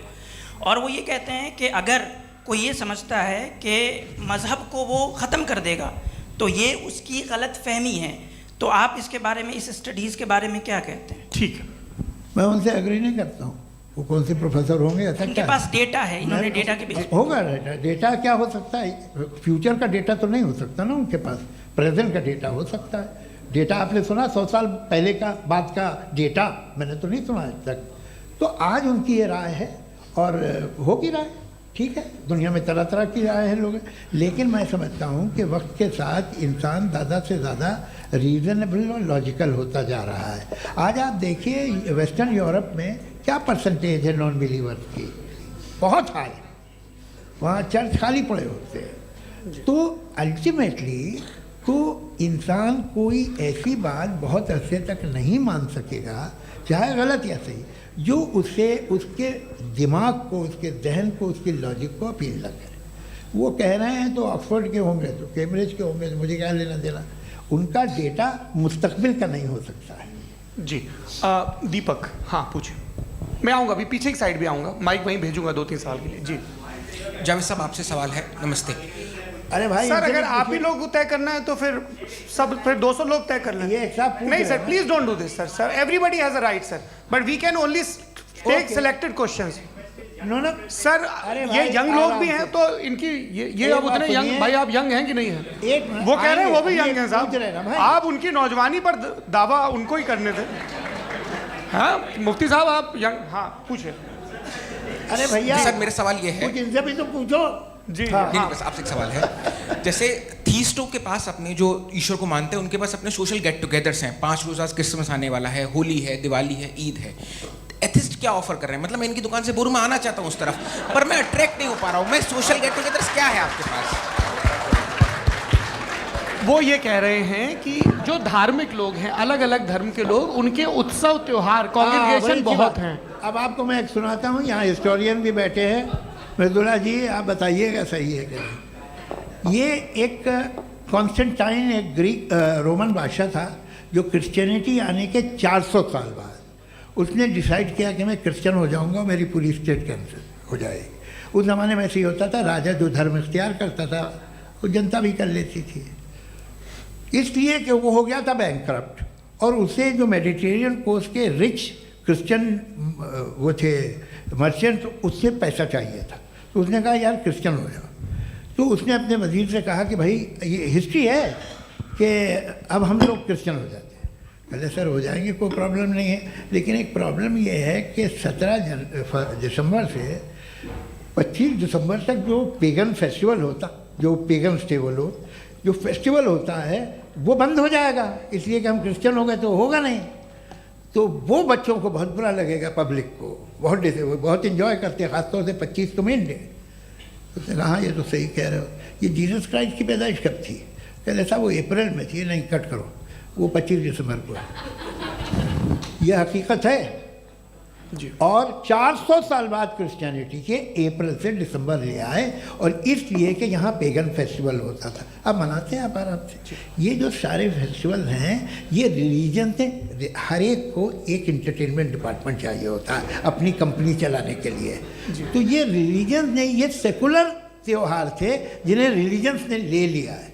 ये मौसम के थे, फसलों के थे, किसानों के थे, उसको आपने लेके रिलीजियस रंग दे दिया। ये कोई रिलीजन से थोड़ी आए आप। अच्छा हमें देखिए, हम तो मुल्द हैं, हम ईद मनाते हैं, हम दिवाली मनाते हैं, हम होली मनाते हैं, हम क्रिसमस मनाते हैं। बम्बई की फिल्म इंडस्ट्री की सबसे बड़ी होली हमारे घर में होती है, सबसे बड़ी ईद हमारे घर में होती है। वो हमारी सोशल वो है, हमारा हेरिटेज है। ऐसा थोड़ी है कि we will throw the baby along with the water. ये तो अच्छी चीज़ है, इन्हें रखो, जो बेकार है फेंक दो। जी हाँ हेलो जी, मेरा सवाल नादवी जी से है। जैसा कि आपने बोला कि गॉड टाइम के भी परे हैं, और गॉड इतनी कॉम्प्लेक्स चीज़ है कि उसे ह्यूमन माइंड समझ नहीं सकता, और गॉड ने अर्थ पे फ्री विल भी दे दी है। तो आप अपना वक्त ज़ाया क्यों कर रहे हैं गॉड के बारे में बात करके? अपन को तो बात करनी चाहिए कि सोसाइटी को बेहतर कैसे करें। जी, मैं गॉड वही बताता है सोसाइटी को कैसे बेहतर करें। अभी मैं आपका जवाब देता हूँ। आपने कहा कि टाइम पे वो एग्जिस्ट नहीं करता, सो नहीं, मेरा सवाल ये है कि जैसा आपने बोला कि गॉड बहुत ही कॉम्प्लेक्स चीज़ है। मैंने कहा ही नहीं कि कॉम्प्लेक्स है, तो आपके अल्फाज हैं। कॉम्प्लेक्स का लफ्ज गॉड के लिए सुइटेबल नहीं है। क्यों? क्योंकि कॉम्प्लेक्स वो चीज़ें होती हैं जो ऑब्जेक्ट हो। God is not an object जिसको आप इंस्ट्रूमेंट के जरिए लेबोरेटरी में जाके टेस्ट करें, oh it's very complex. No, वो कोई कार का इंजन नहीं है। वो फिलोसॉफिकली नेसेसरी बीइंग ऐसी बीइंग है जो सिंपल बीइंग है। हाँ, आप उसको मुकम्मल तौर पे उसकी तमाम हिकमतों को जान ले और हर चीज़ को जान ले, ये पॉसिबल नहीं है, क्योंकि वो ऑल वाइज है, आप ऑल वाइज नहीं है, और वो खुदा है, वो आपको सारी चीज़ें बता दे, ये ज़रूरी नहीं। मेरा सवाल ये नहीं था, मेरा सवाल ये था कि जब गॉड इतना परे है इस दुनिया से कि उसने अर्थ पे फ्री विल भी दी है, हम सब ह्यूमंस की फ्री विल है, और जो सोसाइटी में हो रहा है वो अपन लोग डिसाइड करेंगे, तो अपन लोग डिसाइड नहीं करेंगे ना, अपन लोग डिसाइड नहीं करेंगे। गॉड जो है, गॉड ने वो उसकी जात, उसकी एग्जिस्टेंस टाइम एंड स्पेस से परे है, लेकिन वो हमारा टेस्ट ले रहा है और उसी गॉड ने हमें बताया कि तुम्हें क्या करना है क्या नहीं करना है, तो जाहिर है उस गॉड की बात सुनेंगे ना। जी, वो पीछे एक चश्मा लगाए जो मैम खड़ी हैं, उनको दीजिए। हाँ, आप जी जी बिल्कुल आएंगे। देखिए मैं कोशिश कर रहा हूँ सब तरफ जाने की। हाँ, उनको दीजिए माइक। जी, हेलो सर, मैं ओमनी प्रेजेंट नहीं हूँ, टाइम पाबंद हूँ, और जहाँ तक कोशिश कर सकता हूँ करूँगा। जी, अपना नाम बताइए। मेरा नाम उर्सुला है, मैं दिल्ली यूनिवर्सिटी की एक स्टूडेंट हूँ और मैं स्टूडेंट फेडरेशन ऑफ इंडिया से हूँ। मेरा सवाल मुफ्ती जी से है कि इस हॉल के इस कमरे में बैठ के हम लोग रेप की मोरालिटी के बारे में फिलोसफिकली बात तो कर सकते हैं, बट असलियत ये है कि रोज़मर्रा की ज़िंदगी में औरतें रेप के थ्रू गुजरती हैं, और हम लोग सिर्फ नंबर्स पे इस तरह नहीं देख सकते, क्योंकि कितनी औरतें हैं इन कंट्रीज़ में जहाँ पे आप बता रहे हैं कि केसेस कम हैं, जिनका एक्सेस है कि वो जाके केस फाइल कर सकें।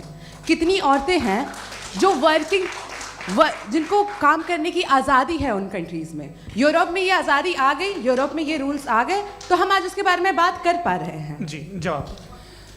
आपने ये कहा कि कमरे में बंद होकर हम लोग इस पर फिलोसफिकली बात कर सकते हैं, लेकिन हकीकत में क्या हो रहा है, वो ग्राउंड लेवल पे क्या हो रहा है, जो बहुत गलत हो रहा है, और वो सफ़र कर रही हैं। आई एग्री, बहुत गलत हो रहा है, और जो गलत हो रहा है उसको हमें रोकना है। और क्यों रोकना है, वो गलत क्यों है? हमारे पास इसका ऑब्जेक्टिव फाउंडेशन है, इनके पास उसका ऑब्जेक्टिव फाउंडेशन नहीं है। मैं ये कहना चाह रहा हूँ कि जहाँ पे भी जुल्म हो रहा है, जहाँ पे भी औरत पे जुल्म हो रहा है, या उसकी इज्जत लूटी जा रही है, या उसे तकलीफ पहुँचाई जा रही है, और सिर्फ औरत नहीं, किसी इंसान के ऊपर भी जुल्म हो रहा है, तो उसके खिलाफ खड़ा होना, ये मॉरलिटी हमारे पास गॉड के पास से आई है। वरना जावेद साहब तो कह रहे हैं कि जो है मेजॉरिटी डिसाइड करेगी, तो मेजॉरिटी तो कभी भी बदल सकती है। क्या आप हाँ। ये थोड़ी सी आपको गलतफहमी है। मैं अगर मेरे जुमले से ये मसला निकला या मैंने कहा, तो ये जुमला मैं वापस लेता हूँ, ये मेरा मतलब ही नहीं था कि मेजॉरिटी डिसाइड करेगी। मेजॉरिटी डिसाइड करे तो दुनिया में बड़ी, वैसे आपने कहा था ये जुमला। अच्छा, हो मैं मान रहा हूँ, बाद में रिकैप कर लेंगे। अरे एक सेकंड, मैं अपनी एक्सप्लेनेशन दे रहा हूँ। मुनासिब बात यह है कि हम सब के सब दिल में जानते हैं कि क्या अच्छा है क्या बुरा है, हमें पता है अच्छी तरह से। जो लोग बुरे काम करते हैं उन्हें भी मालूम अच्छा क्या है।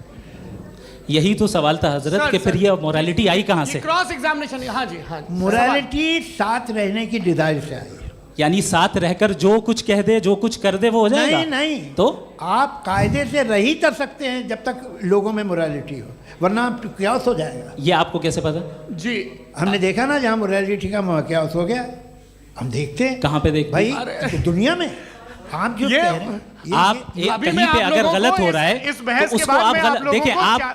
आप एपिस्टेमोलॉजी की बात कर रहे हैं, मैं ऑन्टोलॉजी की बात कर रहा हूं। मैं इस बहस फाउंडेशन क्या है? आप दोनों लोगों को चाय पे होस्ट करूंगा, वहां पे क्रॉस एग्जामिनेशन कर लीजिएगा। अभी ऑडियंस का हक मार रहे हैं आप लोग भाई, सर जस्ट लोग हैं आप लोग। और ये भाई ये हाँ, उधर आएंगे, जी सर आएंगे। अच्छा सर, मेरा नाम लईकुर रहमान है और मैं अलीगढ़ मुस्लिम यूनिवर्सिटी का स्टूडेंट हूँ। और जहाँ तक मुझे पता है कि sir you are also product of Aligarh Muslim University. मैं भी उसी चमन का बुलबुल। हाँ सर, तो बहुत खुशी हुई मुझे जान करके कि मैं आपसे मिलूँगा। सवाल सर, मेरा सवाल यह है, सर सैयद अलैहि रहमा का नज़रिया ये था कि खुदा के वजूद को अक़ल के दायरे में रह कर के तलाश करना, न कि पूरी तौर से उसका इनकार कर देना। Sir, how will you define it? नहीं, तो ये तो आप इन्हें बताइए। ये सवाल आपसे खुदा का वजूद साबित कर रहे हैं।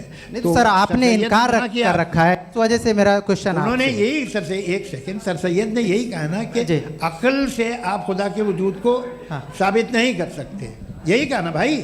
वो उन्होंने कहा कर सकते हैं और वो कर दिया गया आज। वो फ़ोन दो। तलाश करना या साबित करना अक्ल से नहीं हो सकता। सर अरे सवाल तो सुन लीजिए जी। अक्ल से नहीं हो सकता है, यही कहा ना आपने।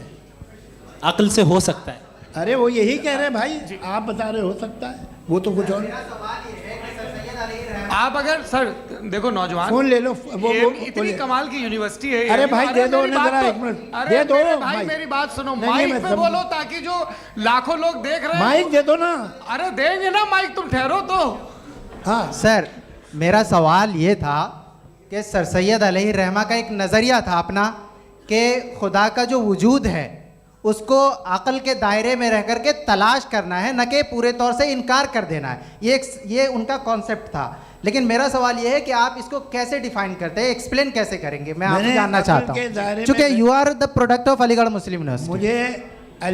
मुझे अक़ल के दायरे में रख के मैंने बहुत तलाश की, मुझे मिला नहीं। हाँ ये इधर वो चश्मा लगाएं जो, हाँ उनको दे दीजिए। जी जी फटाफट पूछिए, बस 5 मिनट है, 5 मिनट में खत्म हो रहा है। हाँ अस्सलाम वालेकुम मुफ्ती साहब। एंड मेरा सवाल जावेद अख्तर साहब से। क्या नाम है आपका? अरे भैया सब मुझे पूछ रहे हो। फैज पूछिए फैज साहब। तो मेरा सवाल ये है कि अभी जो एथियस्ट है वो problem of evil argument use कर रहे हैं अगेंस्ट मुस्लिम्स, राइट? कि इस दुनिया में इतना सारा ईविल है और अगेंस्ट मुस्लिम तो यहाँ अगेंस्ट थियस्ट। हाँ थोड़ा सा करेक्ट कर लीजिए भाई, पूरी मशक्कत ही इसी बात की थी कि किसी एक मजहब पे बात न टिके। जी, तो बेसिकली ये आर्ग्यूमेंट ऐसा है कि इस दुनिया में इतना ज़्यादा ईवल एग्जिस्ट करता है और अगर एक ऑल गुड गॉड है तो वो रोकता क्यों नहीं है?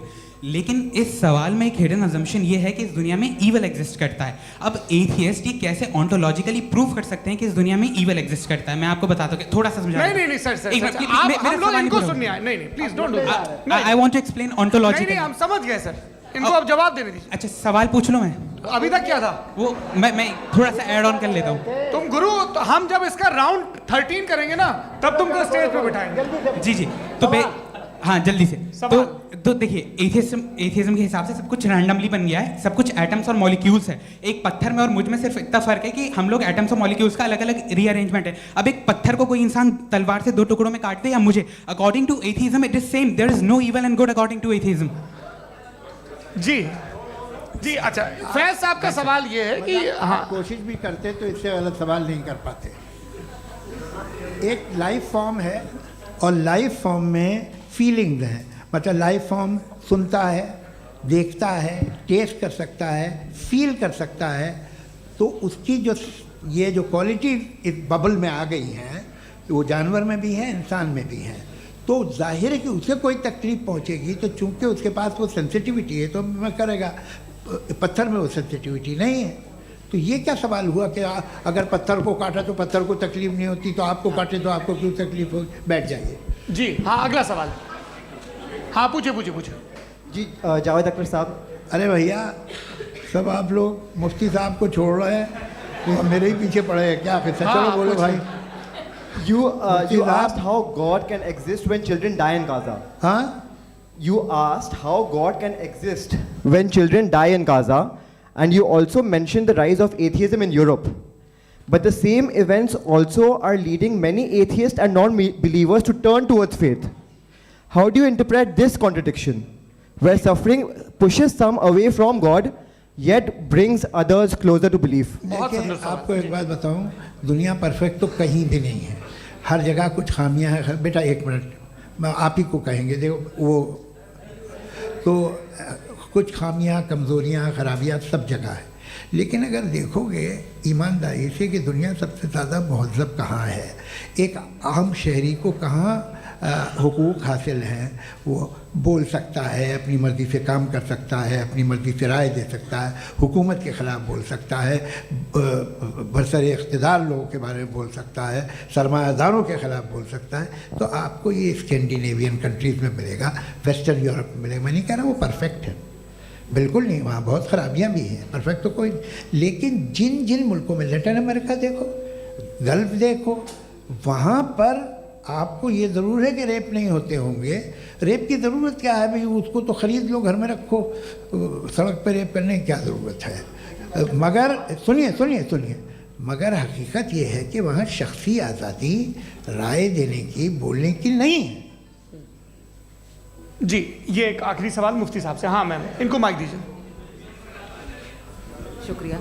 मेरा नाम मनीषा है, मैं हरियाणा से आई हूँ। मैं मुफ्ती साहब से एक बात पूछना चाहती हूँ। आप बार बार जावेद साहब को कॉन्ट्राडिक्ट तो कर रहे हैं कि आपने ये कहा, लेकिन आप भी अजम्पशंस के बेसिस पे बात कर रहे हैं। आपने खुदा के होने का कौन सा प्रूफ पेश किया है खुदा की एग्जिस्टेंस का? अब इस सवाल को अलग रहने दीजिए, कौन एथीस्ट है कौन नहीं है। और दूसरी बात जो आपने एक छोटी सी कही थी कि ये फ्री विल का इस्तेमाल करता है इंसान अपनी, लेकिन इस फ्री विल का इस्तेमाल में मतलब खुदा ने ये दे दी सबको ये इजाज़त कि वो कितना घिनौनापन और कितने ज़्यादा ख़राब से ख़राब तरीके इस्तेमाल कर सकता है। जवाब सुनते जी। आप फ्री विल को मानती है ना, या अब कहती है कि फ्री विल नहीं है ना, मानती है ना? तो अब आपके पास इसका कोई एक्सप्लेनेशन नहीं है कि अगर एक इंसान उस फ्री विल का इस्तेमाल करके गलत काम कर रहा है और बच के अच्छी ज़िंदगी गुजार के निकल जा रहा है, उसका कोई रिकम्पेंस नहीं है। हमारे वर्ल्ड व्यू में जो इंसान गलत काम कर रहा है उसको भी रिकम्पेंस यानी उसका बुरा बदला मिलना है, और जो सही काम कर रहा है उसको सही बदला मिलना है। लिहाजा जो फ्री विल है वो इस तरीके से है कि एक लिमिटेड टाइम तक खुदा ने मोहलत दी है। ऐसा नहीं कि छूट दे दी, जो करना है करते रहो हमेशा। वक्त आएगा जब एग्जाम का टाइम खत्म होगा तब रिजल्ट आएगा। दौराने एग्जाम जबरदस्ती आपको नहीं बताया जाएगा। अरे भाई एक सेकंड, जी एक सवाल मुफ्ती साहब से मेरा, मुफ्ती साहब से जी, हाँ मैम रुक जाइए, आपसे फोन, आप इसके बाद आपसे यही रहेंगे वो। हाँ बोलिए। मैं मुफ्ती साहब एक ही सवाल करता हूँ कि अगर जो हो रहा है फ्री विल से हो रहा है और एक दिन बरोज़ क़यामत इंसाफ होगा मैशर में वगैरह वगैरह, तो दुआ क्यों मांगते हैं लोग? दुआ मांगते हैं इसके मतलब है अभी भी उसने ये डिपार्टमेंट रखा है कि मैं रोज़मर्रा की ज़िंदगी में बिल्कुल बिल्कुल ही कैन। तो तुम कैन हो, तुम मुझे नौकरी दिला देते हो, मेरे बेटे को ग्रीन कार्ड दिला देते हो, और 45,000 बच्चे मरते उन्हें रोकते नहीं हो। नहीं तो क्या आप ये कह रहे हैं कि इस दुनिया में जालिमों को कभी पकड़ ही नहीं होती है? अरे जो भी पकड़ होगी वो बच्चे रोते हैं। बिल्कुल, देखें मैंने अपने ओपनिंग स्टेटमेंट में यही कहा था कि जनाब जावेद साहब सिर्फ इमोशनल आर्गुमेंट देंगे। This is an emotional argument. ये छोटे मोटे इसके पीछे का रीजन मैंने बताया क्या है, इसके पीछे का विजडम क्या है मैंने बताया। मंच से आप लोगों को सज्जनों इसलिए कह रहा हूं ताकि थोड़ा सा आपके कॉन्शियंस पे जोर रहे कि आपको ऑर्डर बचा के रखना है। वक्त तय हुआ था, ये वक्त पूरा हुआ, आपने इतने धैर्यपूर्वक सुना, मैं आप सबका बहुत बहुत शुक्रगुजार हूं। यदि इन दोनों विद्वानों की इच्छा होगी तो कभी हम इस बातचीत का राउंड 2, राउंड 3, यही तो देखिए खूबी है इंसान की कि बहस मुबाहसे में वो पड़ा रहता है। आप लोगों ने बड़े धैर्य का परिचय दिया, बहुत बहुत शुक्रिया। इसी के साथ ये बातचीत यहाँ पे समाप्त होती है। आप लोग को मैं एक बात बता दूं, ये सारी बहस हो गई, अब मुफ्ती साहब और बड़े मुफ्ती साहब इन साथ के साथ मैं खाना खाने वाला हूँ।